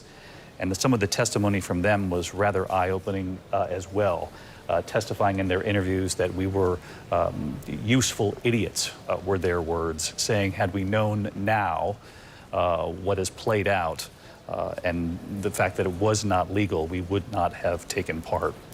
I want to bring in our chief Washington correspondent, Jonathan Karl, because, John, at several moments here, the Speaker of the House became so emotional. He had to pause himself to contain any kind of emotion before the country as he was testifying today. But he said this was his deep faith to uphold the Constitution. This is someone who was vocal, who was a supporter of the former president, who wanted him reelected, but said Joe Biden won in Arizona. David, imagine the pressure on this man.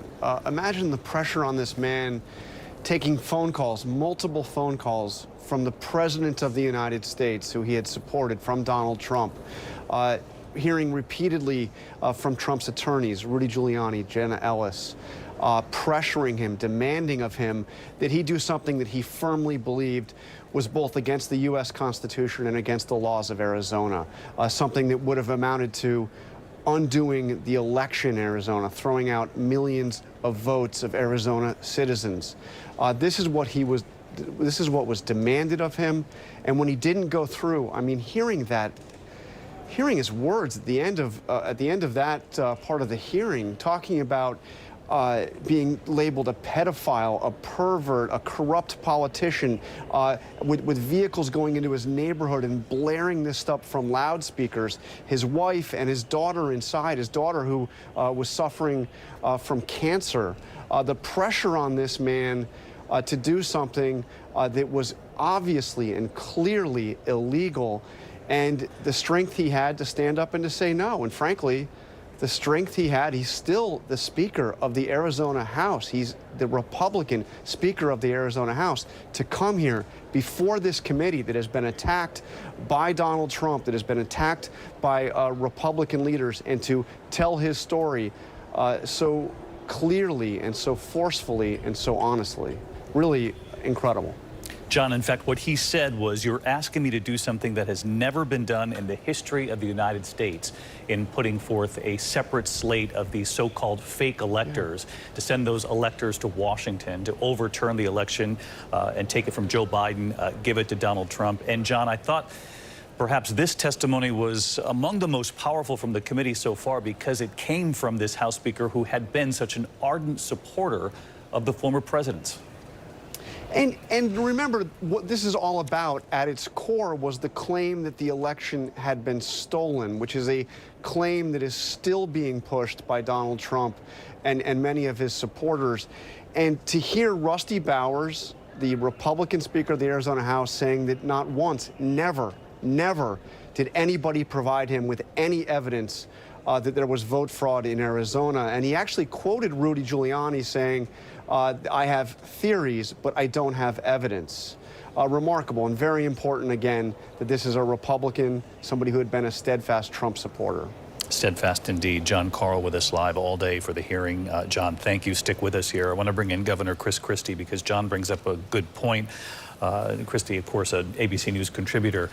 Chris, you heard the testimony there from the House Speaker in Arizona talking about what John just said, this conversation, multiple conversations, but one in particular with former New York City Mayor Rudy Giuliani, who talked about the thousands of votes from undocumented people in this country, thousands of dead people. He said, show me the evidence, and repeatedly the committee pressing him today, did you ever have any evidence? He said, they never gave me a single piece of evidence to back up any of these claims. Well, David, listening to this morning, I was struck by four things. First, that it's clear now that any person, no matter what your background, no matter what you've done for former President Trump, if you disagree with the demonstrably provable fact that the election was not rigged or stolen, then you are now a rhino. And you look at the speaker in Arizona, he is the furthest thing from a rhino I've seen in a very long time. That's the first thing. Second, back in December of 2020, David, I called Donald Trump's legal team a national embarrassment. And I think today there's more evidence that proves that I was exactly right on that assessment.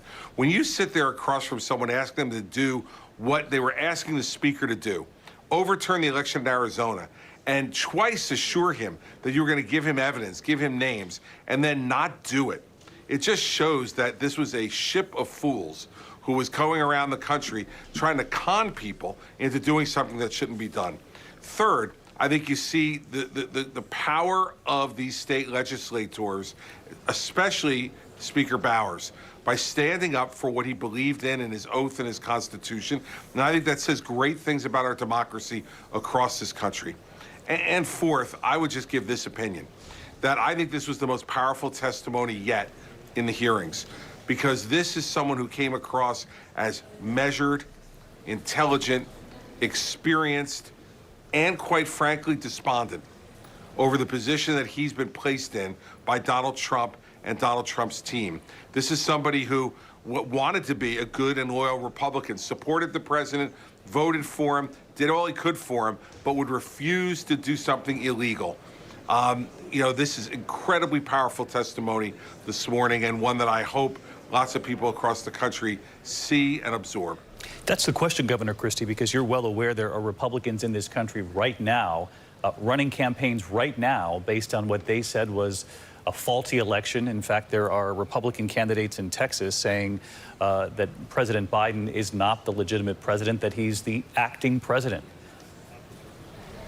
Well, look, David, this goes all the way back to 2000 with George W. Bush, when you had supporters of Al Gore who, even after Vice President Gore conceded the election and certified it himself as the president of the Senate, refused to accept George W. Bush as legitimate. You've had Hillary Clinton say that she still doesn't accept the 2016 election results as legitimate. This is a very dangerous thing in this country, which was brought to a new level in 2020 but by I Donald have Trump to interrupt right there, campaign. because you also know, Governor, Al Gore stood before the nation and actually conceded and did something very different from what we've witnessed. David. Yeah, this is much David, different. I didn't say Al Gore.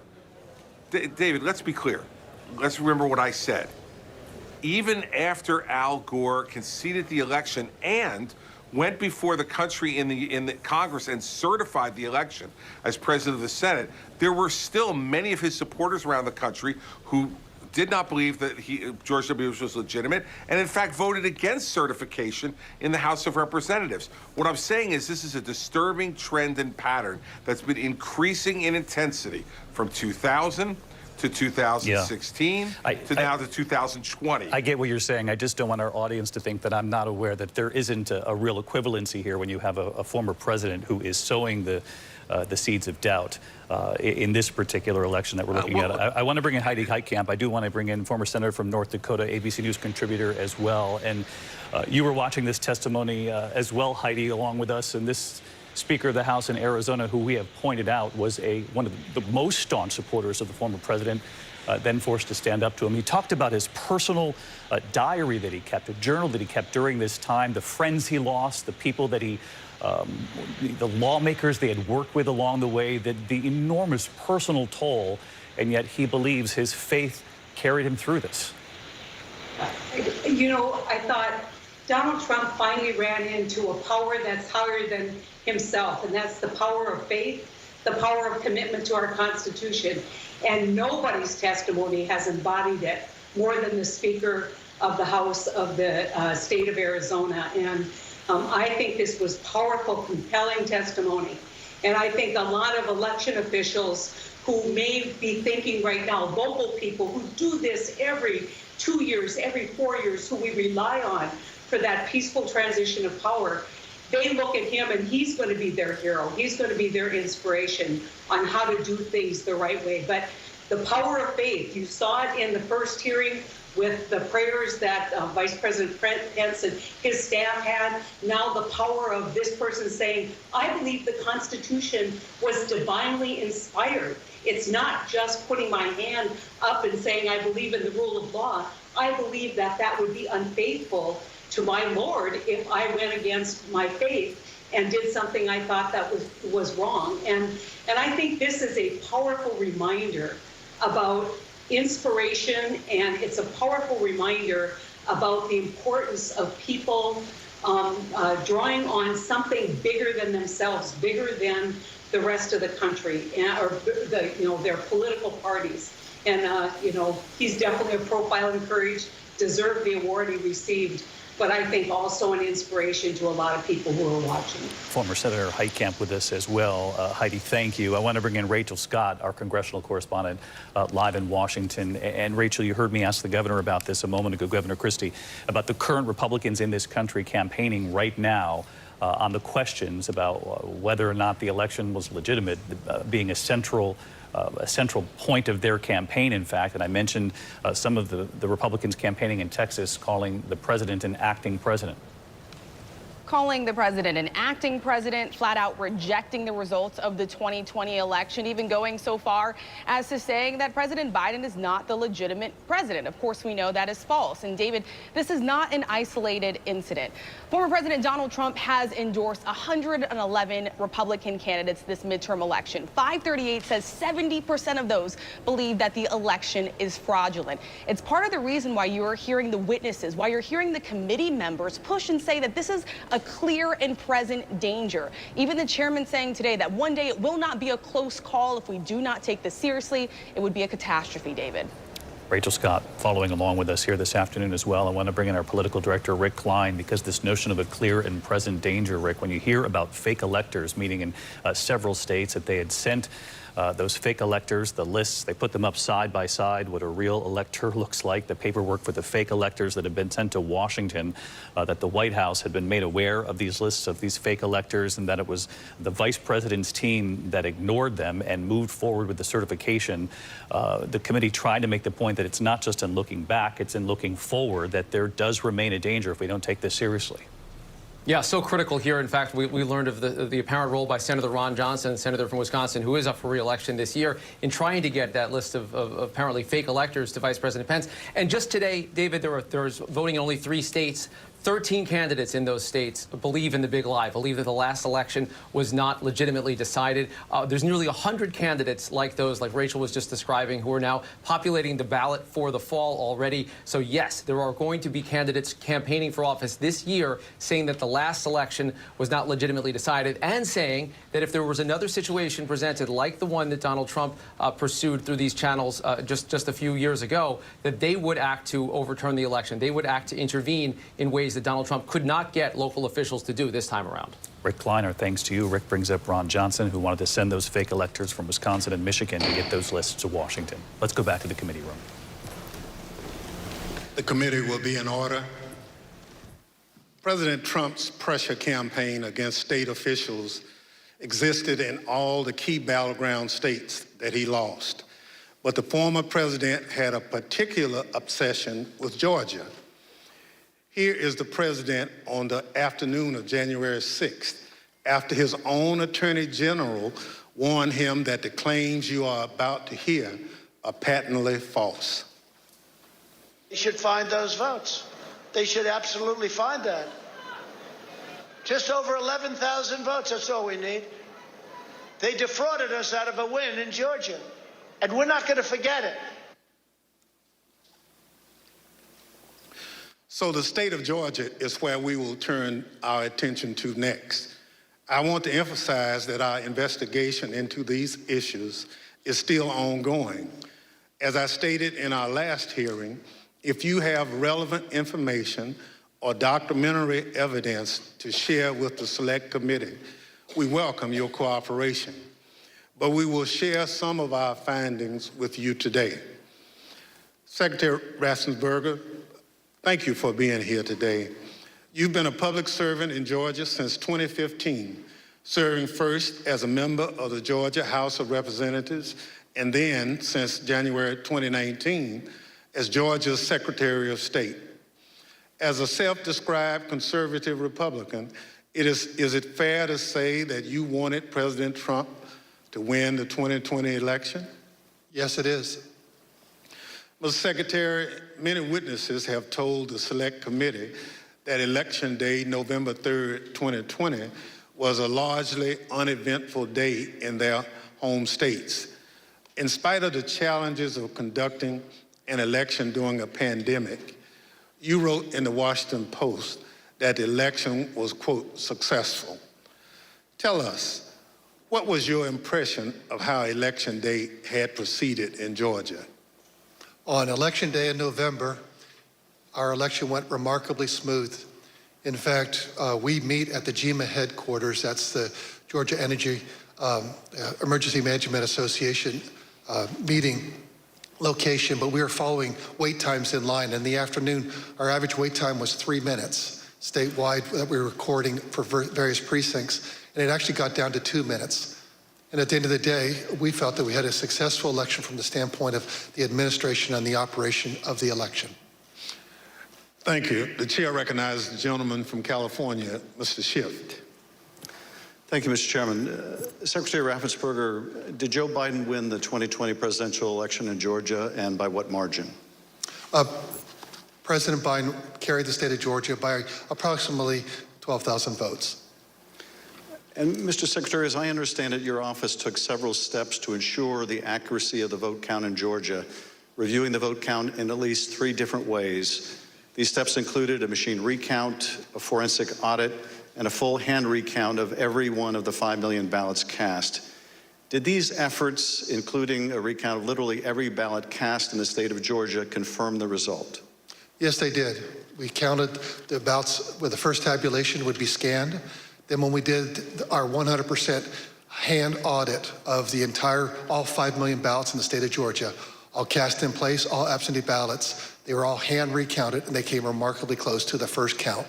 And then upon the election being certified, President Trump, because he was within 0.5%, could ask for a recount. And then we recounted them again through the scanners, and we got remarkably the same count. 3 counts, all remarkably close, which showed that President Trump did come up short. Nevertheless, as you will see, the president and his allies began making numerous false allegations of voter fraud. False allegations that you and Mr. Sterling, among others, had to address. Mr. Sterling, thank you also for being here today. Following the 2020 election, in addition to your normal duties, I understand that you became a spokesperson to try to combat disinformation about the election and the danger it was creating for elections officials, among others. In a December 1 press conference, you addressed some of your remarks directly to President Trump. Let's take a look at what you said that day. Mr. President, it looks like you likely lost the state of Georgia. We're investigating. There's always a possibility. I get it. You have the rights to go through the courts. What you don't have the ability to do, and you need to step up and say this, is stop inspiring people to commit potential acts of violence. Someone's going to get hurt. Someone's going to get shot. Someone's going to get killed. And it's not right. It's not right. Mr. Sterling, what prompted you to make these remarks? Mr. Schiff, we had a previously scheduled press conference that day, as we were in the habit of doing, trying to be as transparent as we could about the election and the counts going on. A little after lunch that day, lunchtime, I received a call from the project manager from Dominion Voting Systems, who was oddly, audibly shaken. She's not the kind of person I would assume would be that way. She has a master's from MIT, a graduate of the Naval Academy, and was very much on the ball and pretty unflappable. And she informed me about a young contractor they had who had been receiving threats from a video had been posted by some QAnon supporters. And at that point, we had been steeping in this kind of stuff. So it was around us all the time. So I didn't take note of it more than adding to the pile of other stuff we were having to deal with. And I did pull up Twitter, and I scrolled through it, and I saw the young man's name. There was a particular tweet that, for lack of a better word, was a straw that broke the camel's back. Had the young man's name. It was a very unique name. I believe it was a first-generation American. And it said, had his name, "You committed treason. May God have mercy on your soul," with a slowly twisting gif of a noose. And for lack of a better word, I lost it. I just got irate. My boss was with me at the time, the Deputy Secretary, Jordan Fuchs, and she could tell that I was angry. I tend to turn red from here up when that happens, and that happened at that time. And she called Secretary Raffensperger to say, we're seeing these kind of threats, and Gabe thinks we need to say something about it.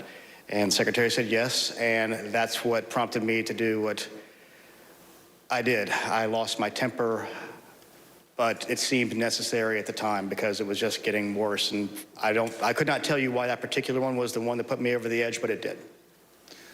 After you made this plea to the president, did Donald Trump urge his supporters to avoid the use of violence? Not to my knowledge. Now, as we know, the president was aware of your speech because he tweeted about it later that day. Let's take a look at what the president said. In the tweet, Donald Trump claims that there was, quote, massive voter fraud in Georgia. Mr. Sterling, that was just plain false, wasn't it? Yes, sir. Nevertheless, the very next day, on December 2nd, President Trump released a lengthy video again making false claims of election fraud in Georgia. Let's take a look at what he said this time. They found thousands and thousands of votes that were out of whack, all against me. In fact, the day after Donald Trump released that video, so now we're talking just 2 days after the emotional warning that you gave that someone's going to get killed, representatives of President Trump appeared in Georgia, including Rudy Giuliani, and launched a new conspiracy theory that would take on a life of its own and threaten the lives of several innocent election workers. This story falsely alleges that sometime during election night, election workers at the State Farm Arena in Atlanta, Georgia, kicked out poll observers. After the observers left, the story goes, these workers pulled so-called suitcases of ballots from under a table and ran those ballots through counting machines multiple times. Completely without evidence, President Trump and his allies claimed that these suitcases contained as many as 18,000 ballots, all for Joe Biden. None of this was true. But Rudy Giuliani appeared before the Georgia State Senate and played a surveillance video from State Farm Arena, falsely claiming that it showed this conspiracy taking place. Here's a sample of what Mr. Giuliani had to say during that hearing. And when you look at what you saw on the video, which to me was a smoking gun, powerful smoking gun, well, I don't have to be a genius to figure out what happened. And I don't have to be a genius to figure out that those votes are not legitimate votes. You don't put legitimate votes under a table. No. Wait until you throw the opposition out, and in the middle of the night, count them. We would have to be fools to think that. President Trump's campaign amplified Giuliani's false testimony in a tweet, pushing out the video footage. Giuliani likewise pushed out his testimony on social media. As you can see in this tweet, Mr. Giuliani wrote that it was, quote, now beyond doubt, unquote, that Fulton County Democrats had stolen the election. Later in this hearing, we'll hear directly from one of the election workers in this video about the effect these lies had on her and on her family. Mr. Sterling, did the investigators in your office review the entire surveillance tape from the State Farm Arena on election night? They actually reviewed approximately 48 hours going over the time period where action was taking place at the counting center at State Farm Arena. And what did the tape actually show? Depending on which time you want to start, because as was mentioned, this conspiracy theory took on a life of its own, where they conflated a water main break that wasn't a water main break and throwing observers out and a series of other things. What it actually showed was Fulton County election workers engaging in normal ballot processing. One of the things that was very frustrating was the so-called suitcases of ballots from under the table. If you watch the entirety of the video, you saw that these were election workers who were under the impression they were going to get to go home around 10:30. People are putting on their coats. They're putting ballots that are prepared to be scanned into ballot carriers that are then sealed with tamper-proof seals so that they're not messed with. It's an interesting thing because you watch there's 4 screens of the video, and as you're watching it, you can see the election monitors in the corner with the press as they're taking these ballot carriers and putting them under the table. You see it there. One of the other hidden ones, if you looked at the actual tape, was on the outside of the table, just from the camera angle. You couldn't see it originally. And this goes under the no good deed goes unpunished. We were told, we were at GEMA, as the secretary pointed out, and we were told that it looked like they were shutting down the Fulton County counting. The secretary expressed some displeasure at that because we wanted to everybody keep counting so we could get to the results and know what was happening. So our elections director called their elections director, who was at another location because this was election day. There was 2 different places where ballot things were being done by the Fulton County office. So he called, the elections director from Fulton then called Ralph Jones, who was at the State Farm Arena, and said, "What the heck are you doing? Go ahead and stay." And as you watch the video itself, you see him take the phone call as people are putting things away and getting ready to leave. And you can tell for about 15, 20 seconds, he does not want to tell these people they have to stay. He walks over, he thinks about it for a second, you see him come back to the corner of a desk and kind of slumps his shoulders and says, "Okay, y'all, we got to keep on counting." And then you see him take their coats off, get the ballots out. And then a secondary thing that you'll see on there is you'll have people who are counting ballots who a batch will go through, they will take them off and run that through again. What happens there is a standard operating procedure. If there's a misscan, if there's a misalignment, if it doesn't read right, these are high-speed, high-capacity scanners. So 3 or 4 will go through after a misscan. You have to delete that batch and put it back through again. And by going through the hand tally, as the Secretary pointed out, we showed that if there had been multiple ballots scanned without a corresponding physical ballot, your counts would have been a lot higher than the ballots themselves. And by doing the hand tally, we saw 2 specific numbers that were met. The hand tally got us to a 0.1053% off of the total votes cast and 0.0099% on the margin, which is essentially dead on accurate. Most academic studies say on a hand tally you'll have between 1% and 2%, but because we use ballot marking devices where it's very clear what the voter intended, it made it a lot easier for us to conduct that hand count and show that none of that was true. Now, I understand that when you reviewed these tapes and did the analysis, it disproved this conspiracy theory. But you still had to take a lot of steps to try to make sure the public knew the truth about these allegations. And you did frequent briefings for the press. Let's take a look at one of those press briefings, Mr. Sterling, that you held on December 7th to make the point that you just did today. Move on to what I'm going to call Disinformation Monday. Out of the gate, many of y'all saw the videotape from State Farm Arena. I spent hours with our post-certified investigators, Justin Gray from WSB, spent hours with us going over this video to explain to people that what you saw, the secret suitcases with magic ballots, were actually ballots that had been packed into those absentee ballot carriers by the workers in plain view of the monitors and the press. And what's really frustrating is the president's attorneys had this same videotape. They saw the exact same things the rest of us could see, and they chose to mislead state senators and the public about what was on that video. I'm quite sure that they will not characterize the video if they try to enter it into evidence, because that is the kind of thing that could lead to sanctions, because it's obviously untrue. They knew it was untrue, and they continue to do things like this. Mr. Sterling, despite the efforts by your office to combat this misinformation by speaking out publicly and through local media, you were unable to match the reach of President Trump's platform and social media megaphone spreading these false conspiracy theories. What was it like to compete with a president who had the biggest bully pulpit in the world to push out these false claims? For lack of a better word, it was frustrating, but oftentimes I felt our information was getting out, but that there was a reticence of people who needed to believe it because the President of the United States, whom many looked up to and respected, was telling them it wasn't true, despite the facts. And I have characterized at one point it was kind of like a shovel trying to empty the ocean. And yes, it was frustrating. I even have family members who I had to argue with about some of these things, and I would show them things, and the problem you have is you're getting to people's hearts. I remember there's one specific, an attorney that we know that we showed and walked him through, this wasn't true, okay, I get that, this wasn't true, okay, I get that, this wasn't, 5 or 6 things, but at the end he goes, I just know in my heart they cheated. That's just, and so once you get past the heart, the facts don't matter as much. And our job, from our point of view, is to get the facts out, do our job, tell the truth, follow the Constitution, follow the law, and defend the institutions, and the institutions held.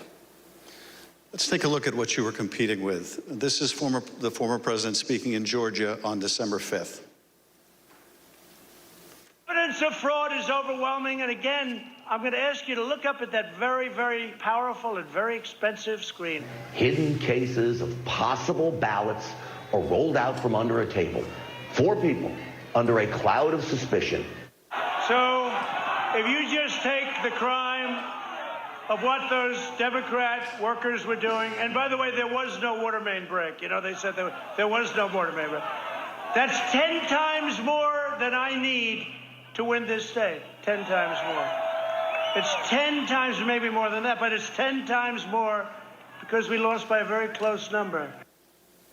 In this committee's hearing last Monday, we heard from senior federal law enforcement officials, from the senior-most federal law enforcement official in Atlanta at the time, U.S. Attorney for the Northern District, B.J. Pack, as well as former Attorney General Bill Barr. They both testified that the allegations were thoroughly investigated and found to have no merit. Here is U.S. Attorney Pack. Particular to Attorney General Barr, I told him that we looked into it. We've done several things, including interviewing the witnesses. I listened to the tapes and reviewed the videotape myself, and that there was nothing there. Giuliani was wrong in representing that this was a suitcase full of ballots. And here's what Attorney General Bill Barr had to say about the same allegations. Took a hard look at this ourselves, and based on our review of it, including the interviews of the key witnesses, the Fulton County allegations had no merit. We also have testimony from senior Department of Justice officials establishing that they specifically told President Trump that these allegations had been thoroughly investigated and were completely without merit. Here's Acting Deputy Attorney General Richard Donahue describing a phone conversation in which he specifically told President Trump that these allegations were false. The president kept fixating on this suitcase that supposedly had fraudulent ballots and that the suitcase was rolled out from under the table. And I said, no, sir, there is no suitcase. You can watch that video over and over. There is no suitcase. There is a wheeled bin where they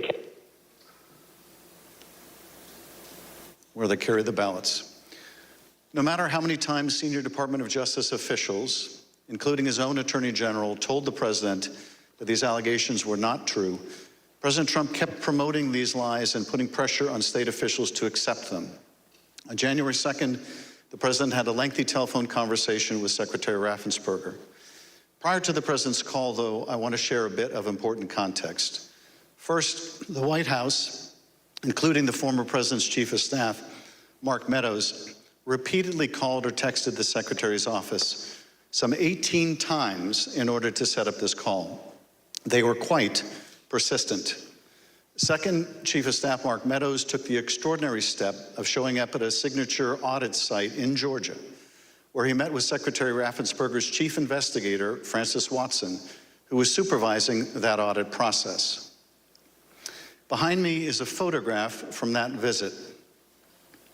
Third, the day after Meadows' Georgia visit, he set up a call between President Trump and Francis Watson.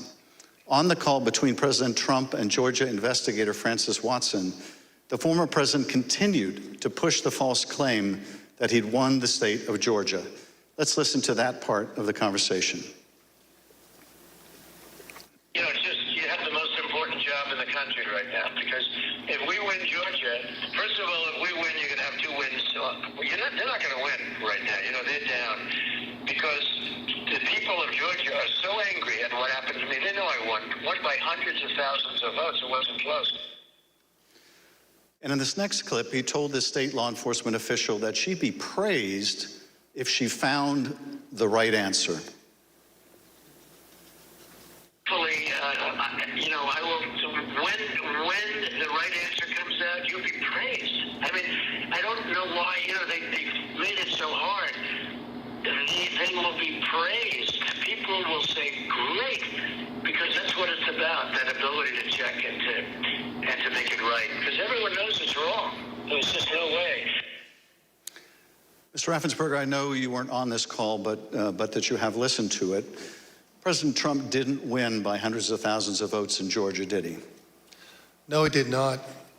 I've been traveling through the state of Georgia for a year now, and simply put, in a nutshell, what happened in fall of 2020 is that 28,000 Georgians skipped the presidential race and yet they voted down ballot in other races. And the Republican congressman ended up getting 33,000 more votes than President Trump, and that's why President Trump came up short. Thank you, Mr. Secretary. The president on this call doesn't stop here. Let's listen to another part of the conversation between President Trump and Ms. Watson. Anyway, but whatever you can do, Francis, it would be, it's a great thing. It's an important thing for the country. So important. You have no idea it's so important. Well, and I very much appreciate it. Whatever you can do, Francis. This is the President of the United States calling an investigator looking into the election in which he is a candidate and asking her to do whatever you can do. Mr. Secretary, he placed this call to your chief investigator on September 23rd, 2020. The Select Committee has received text messages indicating that Mark Meadows wanted to send some of the investigators in her office, in the words of one White House aide, a shitload of POTUS stuff, including coins, actual autographed MAGA hats, etc. White House staff intervened to make sure that didn't happen. It was clear at the time of this call that the former president had his sights set on January 6th. Listen to this portion when he told Francis Watson about a very important date. Do you think they'll be working after Christmas to keep it going fast? Because, you know, we have that date of the 6th, which is a very important date.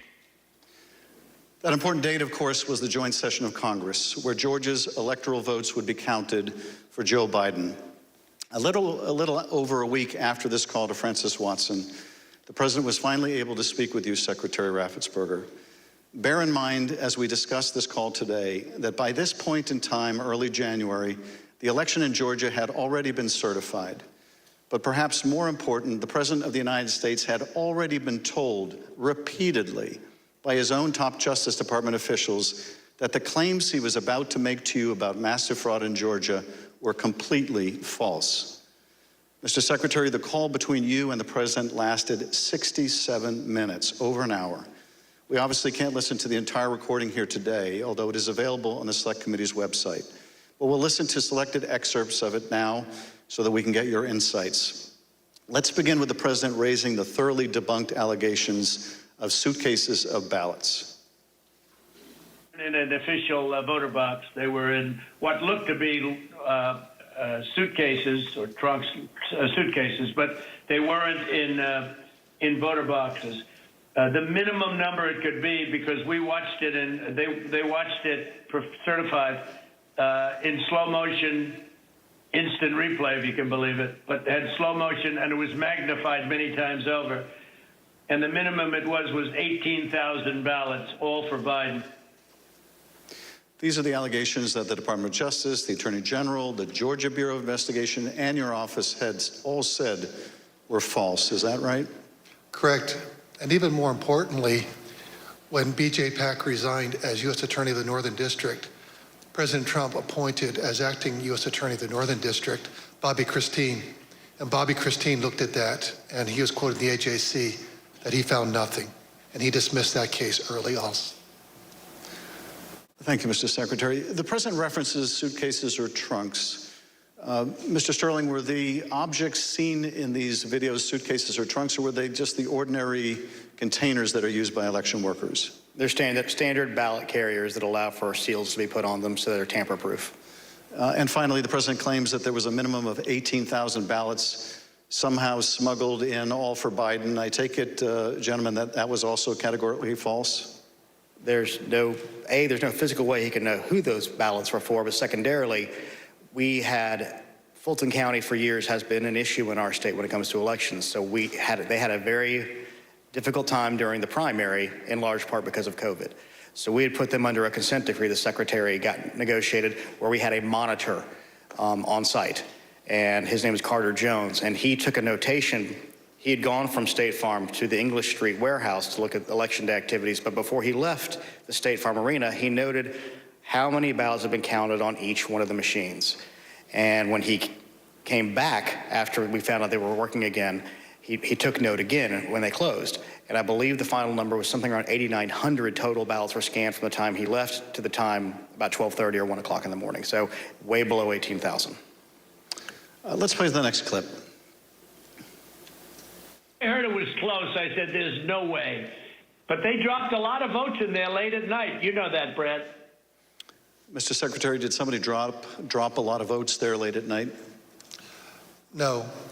I believe that the president was referring to some of the counties when they would upload, but the ballots had all been accepted and had to be accepted by state law by 7 p.m. So there were no additional ballots accepted after 7 p.m. Let's play the next clip in which the president makes claims about so-called dead voters. The other thing, dead people. So dead people voted. And I think the number is in the close to 5,000 people. And they went to obituaries. They went to all sorts of methods to come up with an accurate number. And a minimum is close to about 5,000 voters. Mr. Secretary, did your office investigate whether those allegations were accurate? Did 5,000 dead people in Georgia vote? No, it's not accurate. And actually, in their lawsuits, they allege 10,315 dead people. We found 2 dead people when I wrote my letter to Congress that's dated January 6th. And subsequent to that, we found 2 more. That's 1, 2, 3, 4 people, not 4,000, but just a total of 4, not 10,000, not 5,000. Let's play the next clip. And there's nothing wrong with saying that, you know, that you've recalculated, because the 2,236 and absentee ballots, I mean, they're all exact numbers that were done by accounting firms, law firms, etc. And even if you cut them in half, and cut them in half again, it's more votes than we need. Mr. Secretary, is there any way that you could have lawfully changed the result in the state of Georgia and somehow explained it away as a recalculation? No, the numbers are the numbers. The numbers don't lie. We had many allegations, and we investigated every single one of them. In fact, I challenged my team, did we miss anything? They said that there was over 66,000 underage voters. We found that there's actually 0. You can register to vote in Georgia. When you're 17 and a half, you have to be 18 by election day. We checked that out, every single voter. They said that there was 2,423 non-registered voters. There was 0. They said that there was 2,056 felons. We identified less than 74 or less that were actually still in felony sentence. Every single allegation we checked, we ran down the rabbit trail to make sure that our numbers were accurate. So there's no way you could have recalculated it except by fudging the numbers? The numbers were the numbers, and we could not recalculate because we had made sure that we had checked every single allegation. And we had many investigations. We had nearly 300 from the 2020 election. Mr. Secretary, you tried to push back when the president made these unsupported claims, whether they were about suitcases of ballots or that Biden votes were counted 3 times. Let's play the next clip. President, they did not put that. We did an audit of that, and we proved conclusively that they were not scanned 3 times. Yeah, Mr. President, we'll send you the link from WSB that does. I don't care about a link. I don't need it. I have a much better link. You told the president you would send him a link from WSB, which I understand is a local television station that had a unedited video from the State Farm Arena. But the president wasn't interested in that. He said he had a much better link. Mr. Secretary, at the time that you were on the call with the president, as we have shown, both the FBI and the Georgia Bureau of Investigation had proven these claims to be nonsense. And you told him about these investigations on the phone. Let's listen to what President Trump had to say about the state and federal law enforcement officers who investigated these false claims. There's no way they could find. Then they're incompetent. They're either dishonest or incompetent, okay? There's only 2 answers, dishonesty or incompetence. There's just no way. Look, there's no way. But the president didn't stop at insinuating that law enforcement officers were either dishonest or incompetent. He went on to suggest that you could be subject to criminal liability for your role in the matter. Before I play that portion of the conversation, I'd like to show you something that the president retweeted a couple weeks before your call with him. Here's the president retweeting a post from one of his allies, a lawyer who was later sanctioned by a judge in Michigan for making false claims of election fraud. Let's take a look at that tweet. The tweet read, quote, "President Trump, @real Donald Trump, is a genuinely good man. He does not really like to fire people. I bet he dislikes putting people in jail, especially quote-unquote Republicans. He gave at Brian Kemp, Georgia, and at Georgia Secretary of State every chance to get it right. They refused. They will soon be going to jail. So on your call, this was not the first time the president was suggesting you might be criminally liable. With that, let's listen to this portion of the call. I think you're going to find that they are shredding ballots because they have to get rid of the ballots because the ballots are unsigned. The ballots are corrupt. And they're brand new and they don't have seals. And there's a whole thing with the ballots, but the ballots are corrupt. And you're going to find that they are, which is totally illegal. It's more illegal for you than it is for them because you know what they did and you're not reporting it. That's a criminal offense. And you can't let that happen. That's a big risk to you and to Ryan, your lawyer. That's a big risk. Secretary Raffensperger, after making a false claim about shredding of ballots, the president suggested that you may be committing a crime by not going along with his claims of election fraud. And after suggesting that you might have criminal exposure, President Trump makes his most explicit ask of the call. Let's play a part of that conversation. So, look, all I want to do is this. I just want to find 11,780 votes, which is one more than we have, because we won the state. Mr. Secretary, was the president here asking you for exactly what he wanted? One more vote than his opponent. What I knew is that we didn't have any votes to find. We had continued to look. We investigated, like I just shared the numbers with you. There were no votes to find. That was an accurate count that had been certified. And as our general counsel said, there was no shredding of ballots. Mr. Secretary, after making this request, the president then goes back to the danger of having you deny these allegations of fraud. Let's listen to that part of the clip. And I watched you this morning and you said, well, there was no criminality, but I mean, all of this stuff is very dangerous stuff. When you talk about no criminality, I think it's very dangerous for you to say that. Secretary Raffensperger, you wrote about this in your book, and you said, quote, I felt then and still believe today that this was a threat. Others obviously thought so too, because some of Trump's more radical followers have responded as if it was their duty to carry out this threat.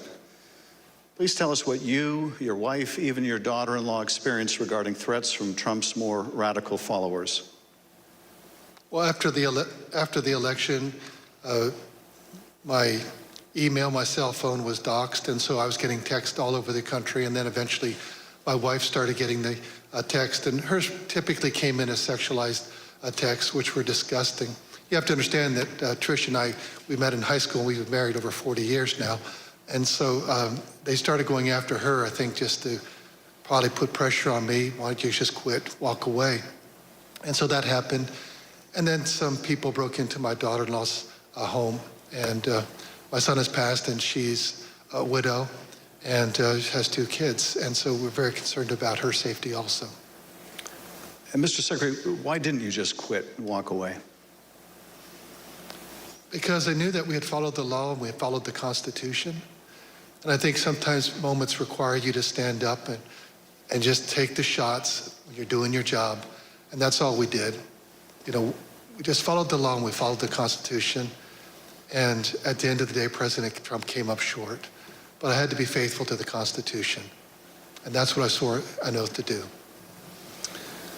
During the remainder of the call, the former president continued to press you to find the remaining votes that would ensure his victory in Georgia. Let's listen to a little more. Why wouldn't you want to find the right answer, Brad, instead of keep saying that the numbers are right? So look, can you get together tomorrow? And Brad, we just want the truth. It's simple. And everyone's going to look very good if the truth comes out. It's okay. It takes a little while, but let the truth come out. And the real truth is I won by 400,000 votes, at least. So what are we going to do here, folks? I only need 11,000 votes. Fellas, I need 11,000 votes. Give me a break. 4 days after the president's call to Secretary Raffensperger was January 6th. The president whipped up the crowd in front of the ellipse, once again promoting the allegation that Secretary Raffensperger, the president's own attorney general, had told him was false. Here he is on the ellipse. In Fulton County, Republican poll watchers were ejected, in some cases physically, from the room under the false pretense of a pipe burst, water main burst, everybody leave, which we now know was a total lie. Then election officials pulled boxes, Democrats, and suitcases of ballots out from under a table. You all saw it on television, totally fraudulent, and illegally scanned them for nearly 2 hours, totally unsupervised. Tens of thousands of votes. This act coincided with a mysterious vote dump of up to 100,000 votes for Joe Biden, almost none for Trump. Oh, that sounds fair. That was at 1:34 a.m. Mr. Secretary, Mr. Sterling, I want to thank you for your service to the state of Georgia and to the country. Speaker Bowers, likewise, I want to thank you for your service to the state of Arizona and to the country. You have served not only your home states, but our nation and our democracy. Mr. Chairman, I yield back. Thank you, Mr. Schiff. I thank the witnesses for joining us today. You're now dismissed.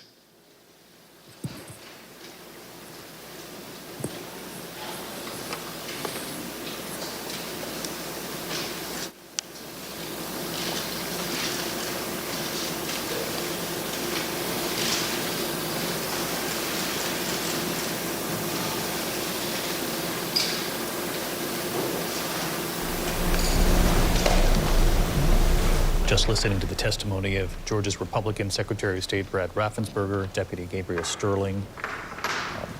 We had heard much from them already, the pressure in the days and weeks after the election, but testifying before the country today, we did hear more of the telephone call, a lot more of it, the pressure from the former president on the Secretary of State there. We also heard about the threats that came afterward. The threats on him and his wife in particular. He said some of the messages had been sexualized, he said, which were particularly offensive. They'd been married and have been married for more than 40 years. Suggested those kinds of texts were meant to try to get him just to quit his job. But he talked about standing up and just doing his job. We're now going to hear from an election worker who's expected to testify about the pressure and the threats she and her mother received. They counted ballots in 2020, and they also counted ballots in 2016. She has said she takes great pride in the job that they did. I now welcome our final witness this afternoon. Let's listen. Andrea Shea Moss. Ms. Moss worked in the Department of Registration and Elections in Fulton County, Georgia, from 2017 until 2022. In that job, Ms. Moss handled voter applications and absentee ballot requests and also helped to process the vote count for several elections. In December 2020, Ms. Moss and her mother, Ms. Ruby Freeman, became the target of nasty lies spread by President Trump and his allies as they sought to overturn the election results in Georgia. Ms. Moss and her mother, Ms. Freeman, are two of the unsung heroes in this country, doing the hard work of keeping our democracy functioning for every American. Ms. Moss, welcome. Thank you for your service, and I thank you for being here today. I will now swear you in. Please stand.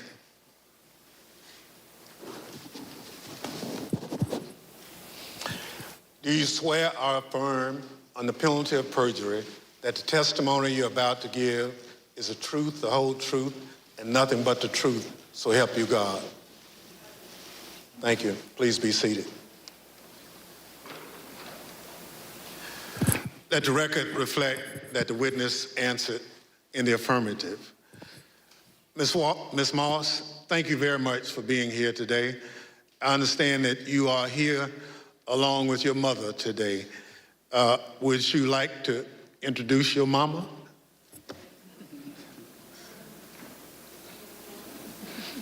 Hi, Mom.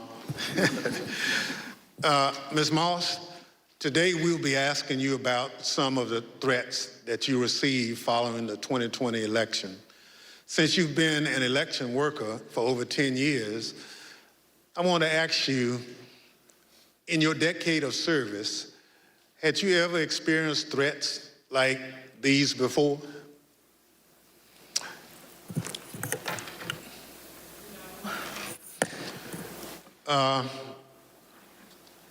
Don't be nervous. Just, I understand. So, and I want to make sure that the record reflects that you've done it for quite a while and you never received a threat. And your answer was no. Thank you. Pursuant to Section 5C8 of the House Resolution 503, the chair recognizes the gentleman from California, Mr. Schiff, for questions. Good afternoon, Ms. Moss. Thank you for being here. I understand that you were employed by the Fulton County Registration and Elections Department for more than 10 years, and I understand that you love that job. Please tell us what made you so fond of the work that you did.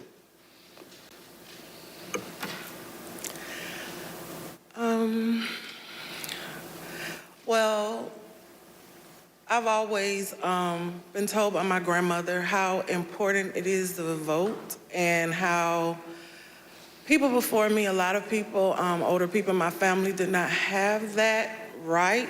So what I loved most about my job were the older voters.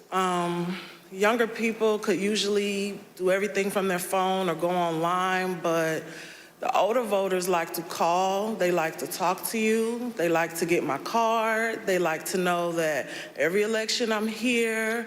And like even college students, a lot of parents trust in me to make sure their child does not have to drive home. They'll get an absentee ballot, they can vote, and I really found pleasure in that. I liked being the one that, you know, if someone can't navigate my voter page or, you know, they want a new precinct card and they don't have a copy machine or a computer or all of that, I could put it in the mail for them. I was excited always about sending out all the absentee ballots for the elderly, disabled people. I even remember driving to an hospital to give someone her absentee application. That's what I love the most. So you really enjoyed helping people vote and participate, and that was something, the right to vote, that your grandmother taught you was precious. Yes. Well, I know the events that we're here to talk about today are incredibly difficult to relive. Your proud service as an election worker took a dramatic turn on the day that Rudy Giuliani publicized a video of you and your mother counting ballots on election night. President Trump, Rudy Giuliani, and others claimed on the basis of this video that you and your mother were somehow involved in a plot to kick out observers, bring suitcases of false ballots for Biden into the arena, and then run them through the machines multiple times. None of that was true, was it? None of it. I'd like to show you some of the statements that Rudy Giuliani made in a second hearing before the Georgia state legislators, a week after that video clip from State Farm Arena was first circulated by Mr. Giuliani and President Trump. I want to advise viewers that these statements are completely false and also deeply disturbing. Tape earlier in the day of Ruby Freeman and Shay Freeman Moss and one other gentleman quite obviously surreptitiously passing around USB ports as if they're vials of heroin or cocaine. I mean, it's obvious to anyone who's a criminal investigator or prosecutor, they are engaged in surreptitious illegal activity again that day. And that's a week ago, and they're still walking around Georgia lying. They should have been questioned already. Their places of work, their homes should have been searched for evidence of ballots, for evidence of USB ports, for evidence of voter fraud. That video was from Rudy Giuliani's appearance at a Georgia State Senate hearing on December 10. How did you first become aware that Rudy Giuliani, the president's lawyer, was accusing you and your mother of a crime?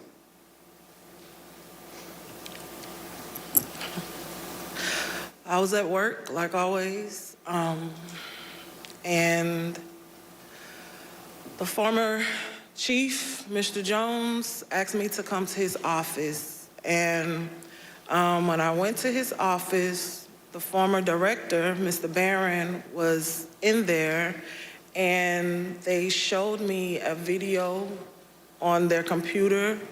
It was just like a very short clip of us working at State Farm, and it had someone on the video like talking over the video, just saying that we were doing things that we weren't supposed to do, just lying throughout the video. And that's when I first found out about it. And were there social media posts that they showed you responding to those false claims? Well, when I saw the video, of course, the first thing that I said was like, why? Why are they doing this? What's going on? And they, just told me that Trump and his allies were not satisfied with the outcome of the election, and they were getting a lot of threats and being harassed online, and asked me, have I been receiving anything, and I need to check on my mom. And I told them, I was like, where have they, where have you been getting these threats? I don't believe I have any. And Mr. Jones told me, like, they're attacking his Facebook, and I don't really use Facebook. I have one, so I went to the Facebook app, and I'm just kind of panicky at this point because this has never happened to me, and my mom is involved, and I'm like her only child. So I'm just asking him, like, well, where are the messages? All I see is the feeds. Like, how do you get to the messages? And he said, it's another icon on your phone that says Messenger. And I went to that icon, and it was just a lot of horrible things there. And those horrible things, did they include threats? Yes, a lot of threats, wishing death upon me, telling me that, I'll be in jail with my mother, and saying things like, be glad it's 2020 and not 1920. That's, yeah. Were a lot of these threats and vile comments racist in nature? A lot of them were racist. A lot of them were just hateful. But yes, sir. In one of the videos we just watched, Mr. Giuliani accused you and your mother of passing some sort of USB drive to each other. What was your mom actually handing you on that video? A ginger mint. It wasn't just Rudy Giuliani. We heard President Trump make these false allegations repeatedly during his call with Secretary Raffensperger. Let's listen to a portion of what he had to say about you and your mother. We had at least 18,000, that's on tape. We had them counted very painstakingly, 18,000 voters having to do with Ruby Freeman. She's a vote scammer, a professional vote scammer and hustler. Donald Trump attacked you and your mother using her name 18 times on that call. 18 times. Ms. Moss, can you describe what you experienced listening to former President Trump attack you and your mother in a call with the Georgia Secretary of State? I felt horrible. I felt like it was all my fault. Like, if I would have never decided to be an elections worker, like, I could have done anything else, but that's what I decided to do. And now people are lying and spreading rumors and lies and attacking my mom. I'm her only child. Going to my grandmother's house. I'm her only grandchild. And my kid. It's just, I felt so bad. I just felt bad for my mom, and I felt horrible for picking this job and being the one that always wants to help and always there, and never missing out one election. I just felt like it was my fault for putting my family in this situation. Well, it wasn't your fault. Your mother was kind enough to come speak with us earlier. Let's listen to her story in her words. My name is Ruby Freeman.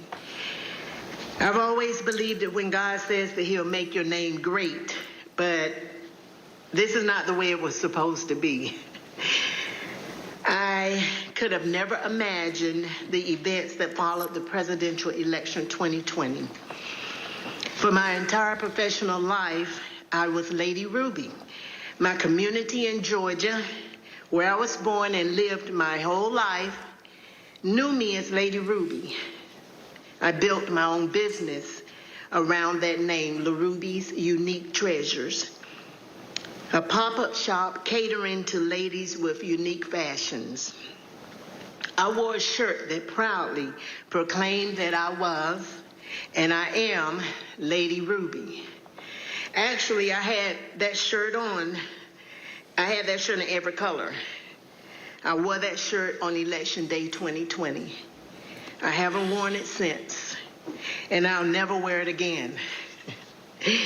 Now I won't even introduce myself by my name anymore. I get nervous when I bump into someone I know in the grocery store who says my name. I'm worried about who's listening. I get nervous when I have to give my name for food orders. I'm always concerned of who's around me. I've lost my name, and I've lost my reputation. I've lost my sense of security, all because a group of people, starting with number 45 and his ally, Rudy Giuliani, decided to scapegoat me and my daughter, Shay, to push their own lies about how the presidential election was stolen. Ms. Moss, how has this experience of being targeted by the former president and his allies affected your life? It's turned my life upside down. I no longer give out my business card. I don't transfer calls. I don't want anyone knowing my name. I don't want to go anywhere with my mom because she might yell my name out over the grocery aisle or something. I don't go to the grocery store at all. I haven't been anywhere at all. I've gained about 60 pounds. I just don't do nothing anymore. I don't want to go anywhere. I second guess everything that I do. It's affecting my life in a major way. In every way. All because of lies. For me doing my job. Same thing I've been doing forever.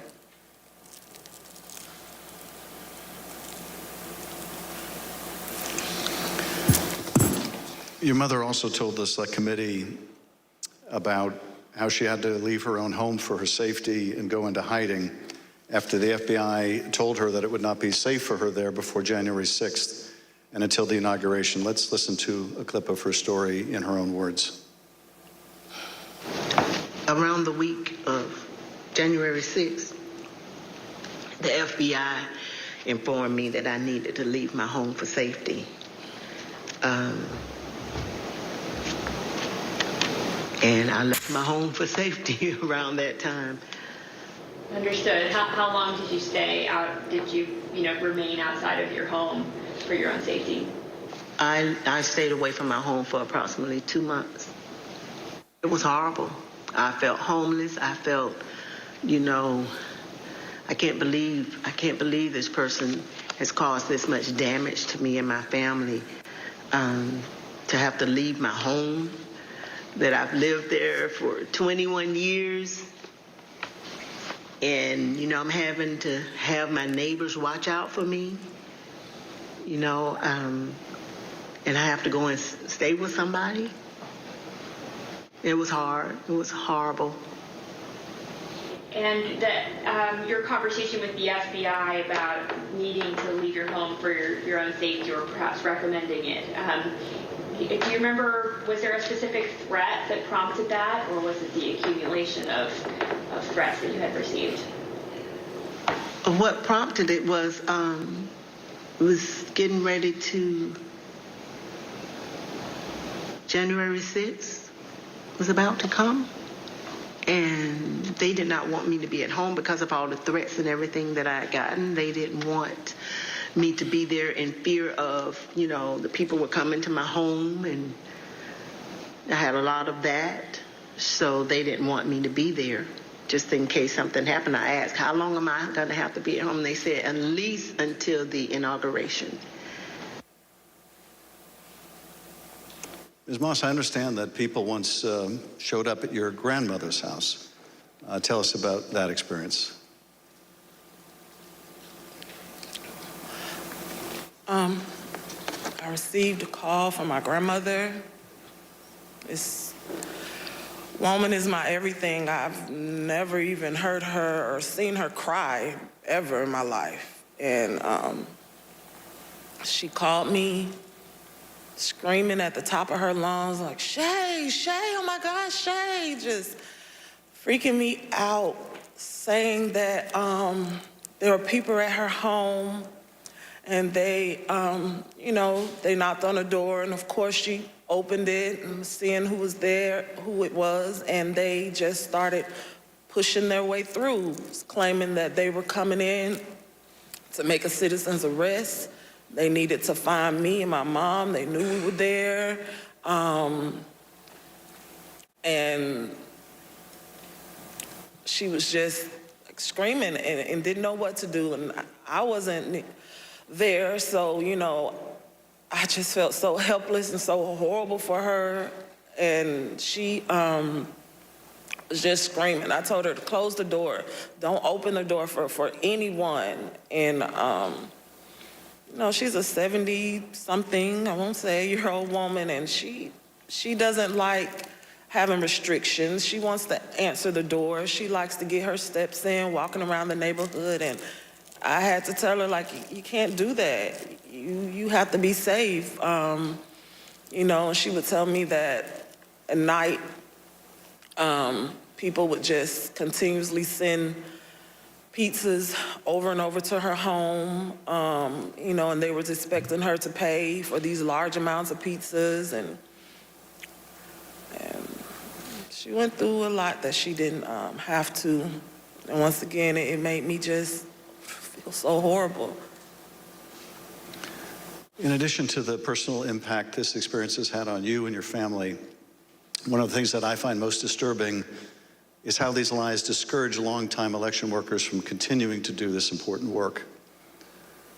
Tell us, if you would, of the other election workers shown in that State Farm Arena video and their supervisors. How many are still election workers in Fulton County?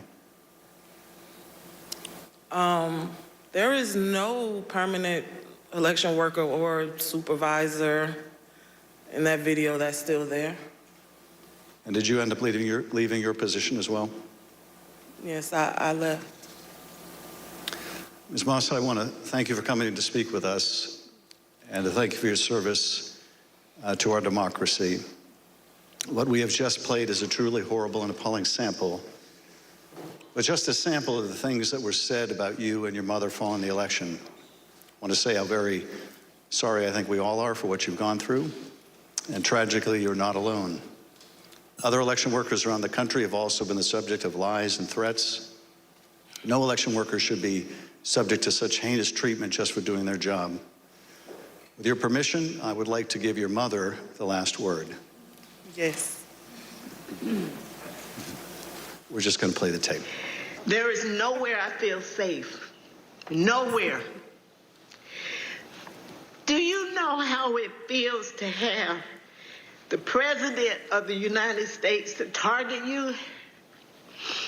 The President of the United States is supposed to represent every American, not to target one, but he targeted me, Lady Rudy, a small business owner, a mother, a proud American citizen who stand up to help Fulton County run an election in the middle of the pandemic. Thank you, Ms. Moss. Thank you, Ms. Freeman, or as America now knows her, Lady Ruby, for your service to Fulton County, Georgia, our country, and our democracy. Mr. Chairman, I yield back. Thank you, Mr. Schiff. Ms. Moss? Yes, sir. I want to thank you for sharing with us the very troubling story of what you and your mother experienced. The harassment of election workers like you simply for doing your duty as public servants poses a threat to our democratic process. Your testimony is an important contribution to the work of our committee and serves as a reminder to all of us that the safety of local election officials is vital to ensuring that our elections are always free and fair. I want to thank our witness for joining us today. The members of the Select Committee may have additional questions for today's witness, and we ask that you respond expeditiously in writing to those questions. Without objection, members will be permitted 10 business days to submit statements for the record, including opening remarks and additional questions for the witness. Without objection, the chair recognizes the gentleman from California, Mr. Schiff, for a closing statement. For more than 200 years, our democracy has been distinguished by the peaceful transfer of power. When an American raises their right hand and takes the presidential oath of office, they are transformed from an ordinary citizen into the most powerful person in the world, the president. This is an awesome power to acquire. It is even more awesome when it is handed on peacefully. When George Washington relinquished the office of the presidency, it set a precedent that served as a beacon for other nations struggling against tyranny. When Ronald Reagan described it as a kind of miracle in the eyes of the world, he was exactly right. Other countries use violence to seize and hold power, but not in the United States, not in America. When Donald Trump used the power of the presidency to try to stay in office after losing the election to Joe Biden, he broke that sacred and centuries-old covenant. Whether his actions were criminal will ultimately be for others to decide. But what he did was, without a doubt, unconstitutional. It was unpatriotic, and it was fundamentally un-American. And when he used the power of his presidency to put the enormous pressure on state, local, and local elections officials and his own vice president, it became downright dangerous. On January 6th, that pressure became deadly. Ruby Freeman said the president is supposed to protect every American, not target them. And she is right. If the most powerful person in the world can bring the full weight of the presidency down on an ordinary citizen who is merely doing her job with a lie as big and heavy as a mountain, who among us is safe? None of us is. None of us. In city councils and town councils, on school boards and election boards, from the Congress to the courts, dedicated public servants are leaving their posts because of death threats to them and to their families. This is not who we are. It must not become who we are. Our democracy held because courageous people like those you heard from today put their oath to the Constitution above their loyalty to one man or to one party. The system held, but barely, and the question remains, will it hold again? If we are able to communicate anything during these hearings, I hope it is this. We have been blessed beyond measure to live in the world's greatest democracy. That is a legacy to be proud of and to cherish, but it is not one to be taken for granted. That we have lived in a democracy for more than 200 years does not mean we shall do so tomorrow. We must reject violence. We must embrace our Constitution with the reverence it deserves, take our oath of office and duties as citizens seriously, informed by the knowledge of right and wrong, and armed with no more than the power of our ideas and the truth, carry on this venerable experiment in self-governance. Thank you, Mr. Chairman, and I yield back. Without objection, the chair recognizes the gentlewoman from Wyoming, Ms. Cheney, for a closing statement. Thank you very much, Mr. Chairman. Lady Ruby and Shay, thank you for your courage. Thank you for your strength. Thank you for being here today. It means so much for everyone to hear your story, so thank you for that. We have had tremendous testimony today. We've been reminded that we're a nation of laws, and we've been reminded by you and by Speaker Bowers and Secretary of State Raffensperger, Mr. Sterling, that our institutions don't defend themselves. Individuals do that. And we've reminded that it takes public servants. It takes people who've made a commitment to our system to defend our system. We also have been reminded what it means to take an oath under God to the Constitution, what it means to defend the Constitution. And we were reminded by Speaker Bowers that our Constitution is indeed a divinely inspired document. And so it's been an honor to spend time with you and with our previous witnesses here today. To date, more than 30 witnesses called before this committee have not done what you've done, but have invoked their Fifth Amendment rights against self-incrimination.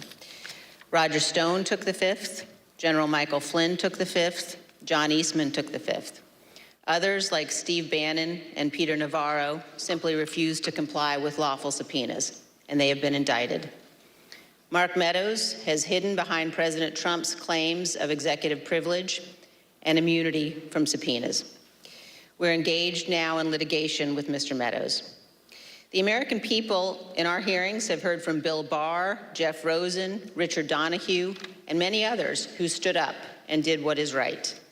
And they will hear more of that testimony soon. But the American people have not yet heard from Mr. Trump's former White House counsel, Pat Cipollone. Our committee is certain that Donald Trump does not want Mr. Cipollone to testify here. Indeed, our evidence shows that Mr. Cipollone and his office tried to do what was right. They tried to stop a number of President Trump's plans for January 6th. Today, and in our coming hearings, you will hear testimony from other Trump White House staff explaining what Mr. Cipollone said and did, including on January 6th. But we think the American people deserve to hear from Mr. Cipollone personally. He should appear before this committee, and we are working to secure his testimony. Thank you, Mr. Chairman. I yield back. People answer the call to public service in such different ways. Some run for office. Some volunteer to make sure their neighbors can get to their voting locations.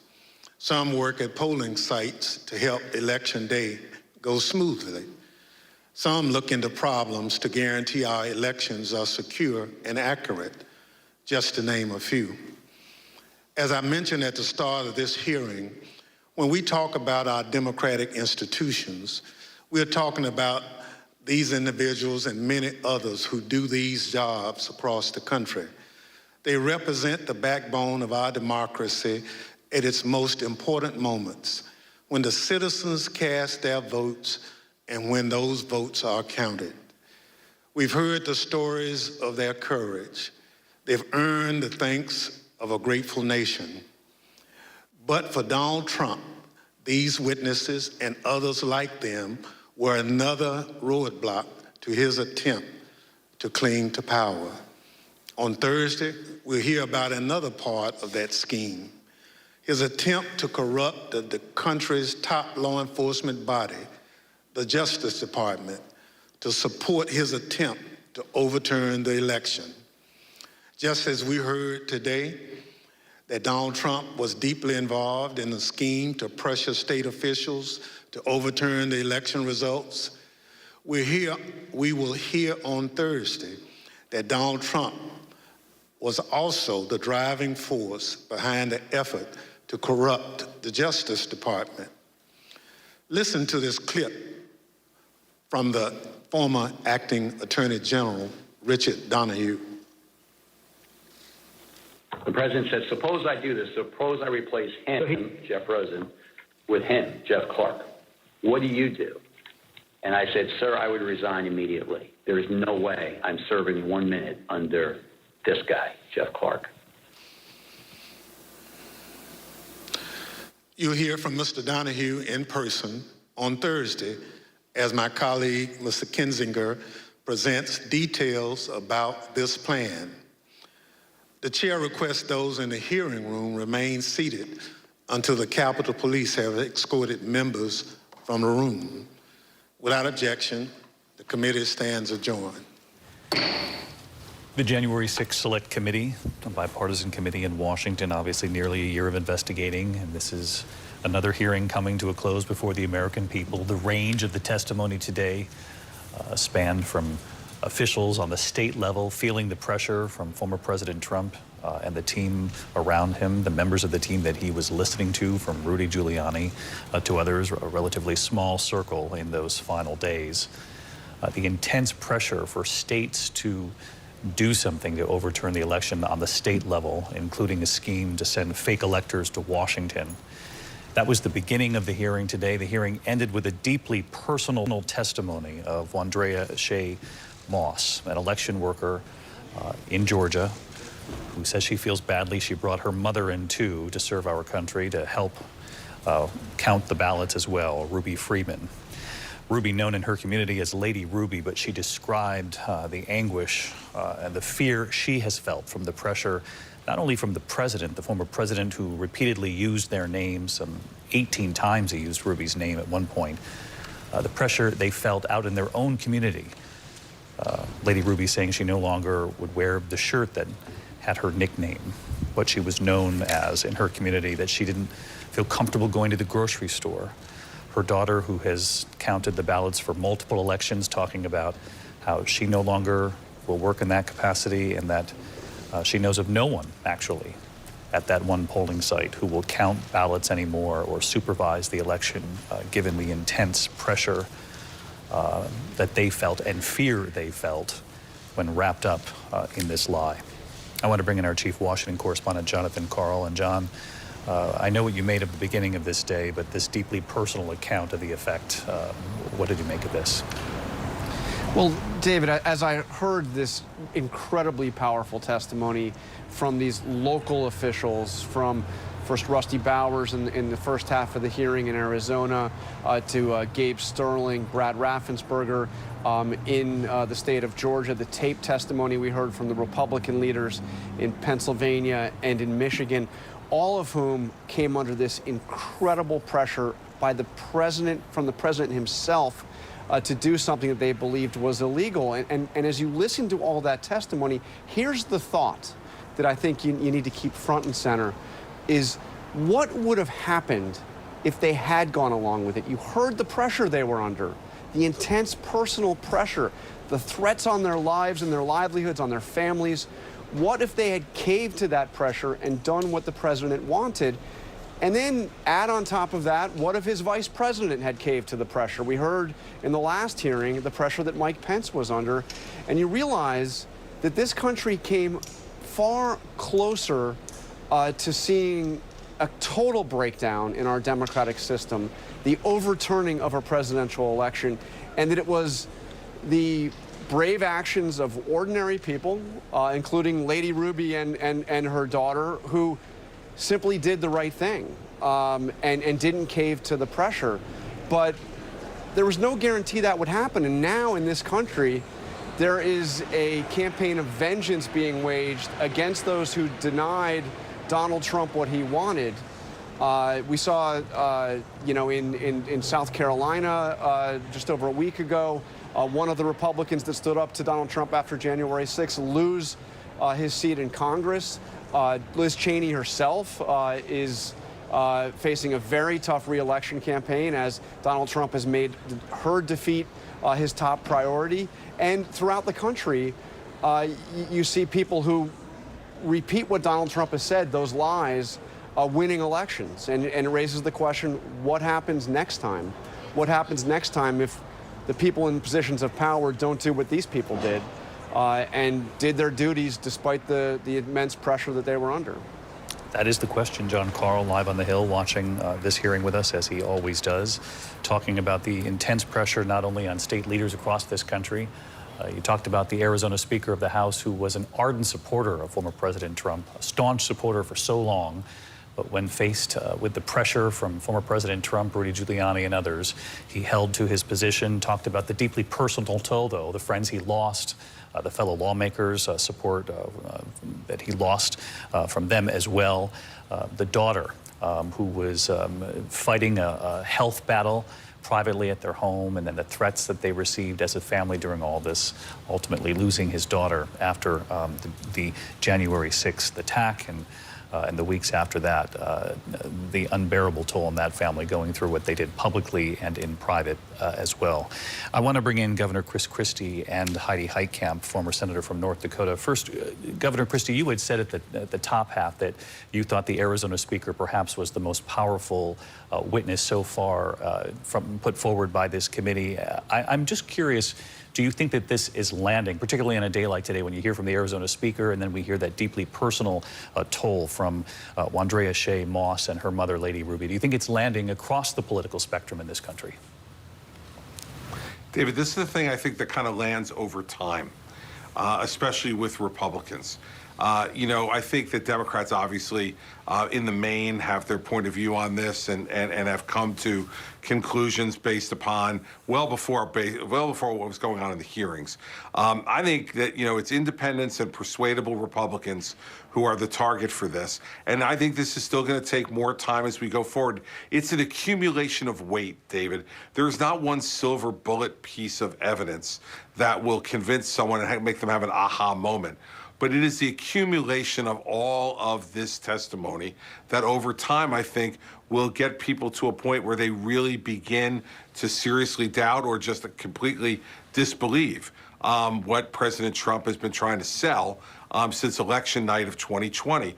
And I think the reason the Speaker was so powerful was that this is a guy who was as strong a Trump supporter as you would find almost anywhere in the country.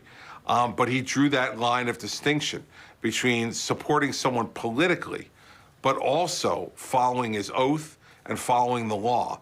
And I would say this about John's comments. What I think we should think about, too, while we have to be on guard for the future, it also is a great testimony to our democracy, that the overwhelming majority of elected officials in this country did their duty, did their job the way they're supposed to, stuck with the law, regardless of which party they were in, and did this the right way. And that's why Joe Biden is president today.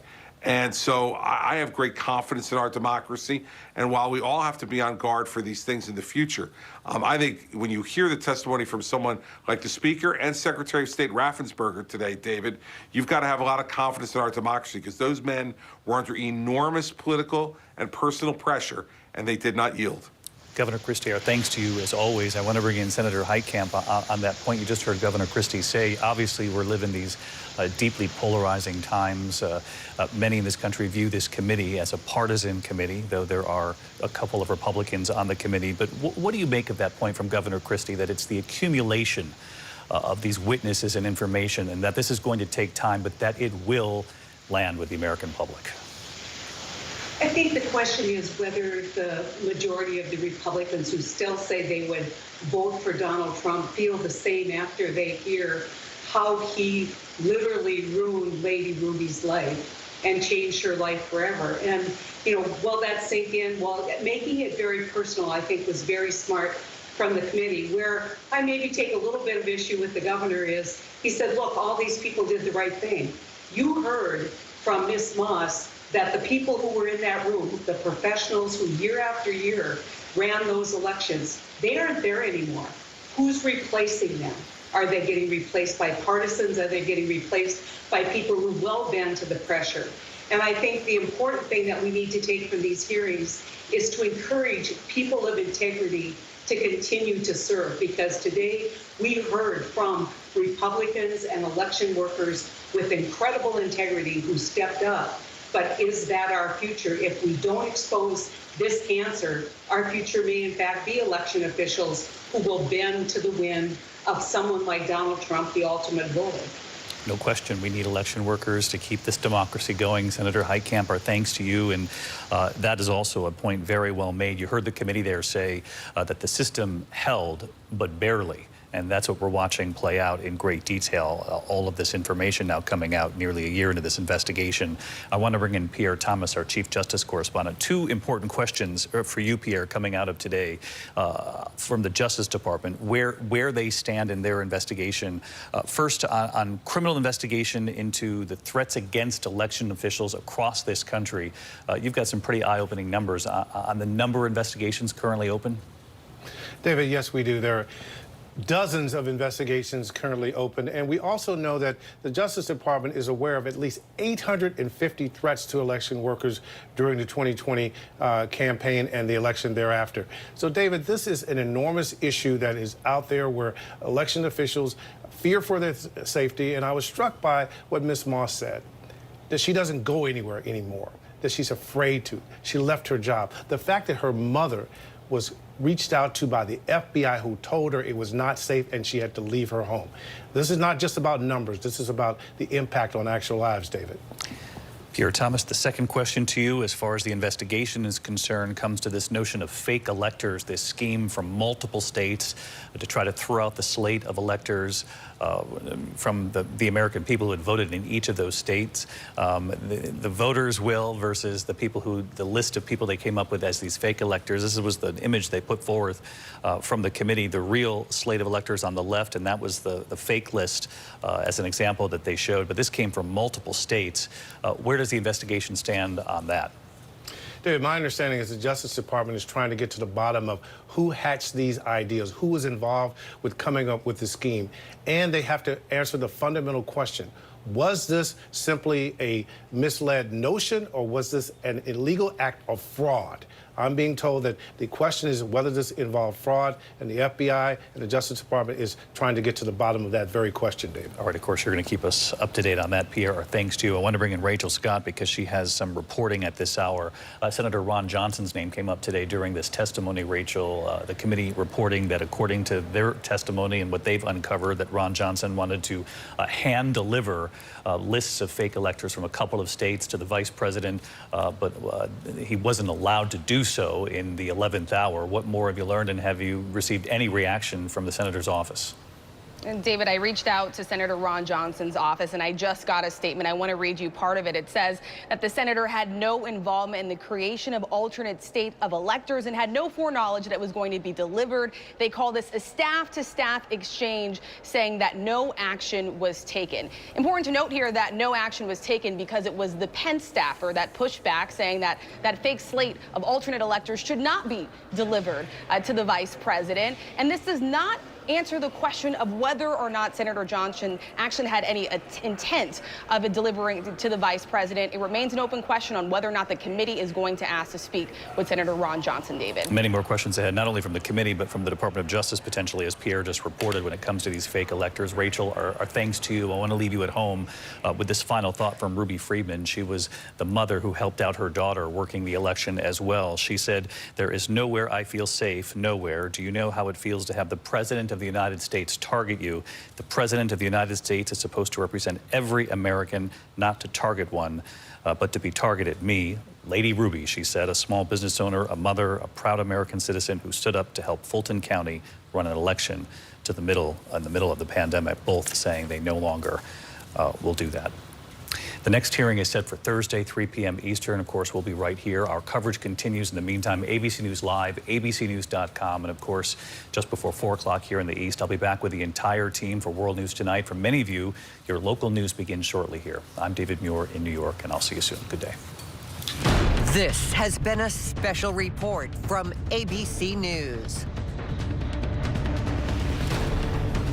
Well, you heard it. Courageous people, riveting testimony, and quite a pressure campaign to push the big lie. The House January 6th committee wrapping up its 4th hearing with the focus on former President Donald Trump's unprecedented attempt to pressure state officials to reject the election results. Hello, everyone. I'm Kira Phillips. And I'm Terry Moran. The witnesses we heard today in the January 6th committee, so personal. They brought this pressure campaign, this attempt to overthrow a democratic election down to that human level, from poll workers to the Secretary of State in Georgia. And our team coverage continues now. Let's go to Mary Alice Parks first, our White House correspondent. And Mary Alice, we heard some of that emotional testimony first in the day from Rusty Bowers, a Trump supporter, a staunch Republican, the Speaker of the House of the Republican-controlled Arizona House of Representatives.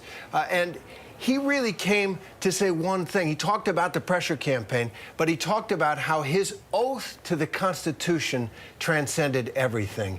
And he talked about how he had to stand up to Rudy Giuliani and the president on it.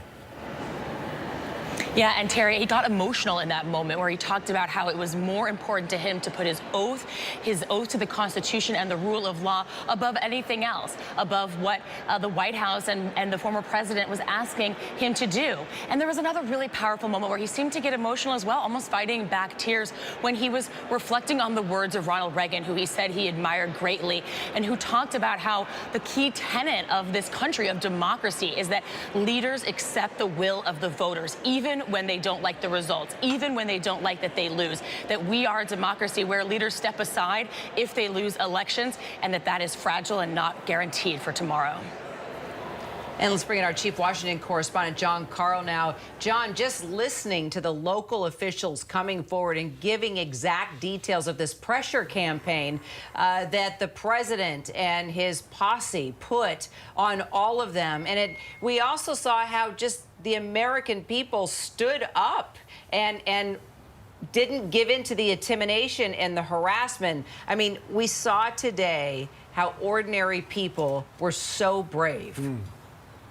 I mean, we saw that lives were turned upside down by this incredible pressure campaign that was led, it must be said, was led by President Trump himself and was carried out by President Trump, by the team around him, including his team of lawyers, Rudy Giuliani, Jenna Ellis, his chief of staff, Mark Meadows, and on down the line. But they put enormous pressure on these local officials to do something that would have been frankly unconstitutional, to undo the election, to throw out millions of votes of voters in the states that Joe Biden won. And we saw them resist that pressure, and because of that, the country narrowly avoid an even greater crisis than the one we saw on January 6th. You know, John, if I could just follow up and draw on your political expertise here on the impact on the Republican Party, which is in the thrall of Donald Trump, has been enchanted in some ways by Donald Trump. And here we've heard about the insurrection and also about these individual Americans try to count the votes and register them honestly. Do you think this testimony has an impact on Republican office holders, emboldening them perhaps to break from Donald Trump? If it doesn't, Terry, frankly, these hearings will have been in part, maybe in large part, a failure. They need to set the record straight, not just for history, but for our current time. And that means setting the record straight for Republicans, because it is a large chunk of that party, of the people that make up that party, that have come to believe the untruths that have been pushed by Donald Trump. I mean, that's the simple truth. Ooh, and what will break the spell? is the conversation we've been having. Maybe the facts. Yeah, there you go. Yeah. Thursday is the Thanks, next John. hearing. Yeah, a lot more to pay attention to come Thursday. That'll be the 5th hearing into the investigation into the insurrection. That does it for this hour. John Carl, thanks so much, and thanks for joining us. I'm Kira Phillips. And I'm Terry Moran. And remember, ABC News Live is available on all of your streaming devices, plus the ABC News app and on abcnews.com. Thanks for being with us. The news continues.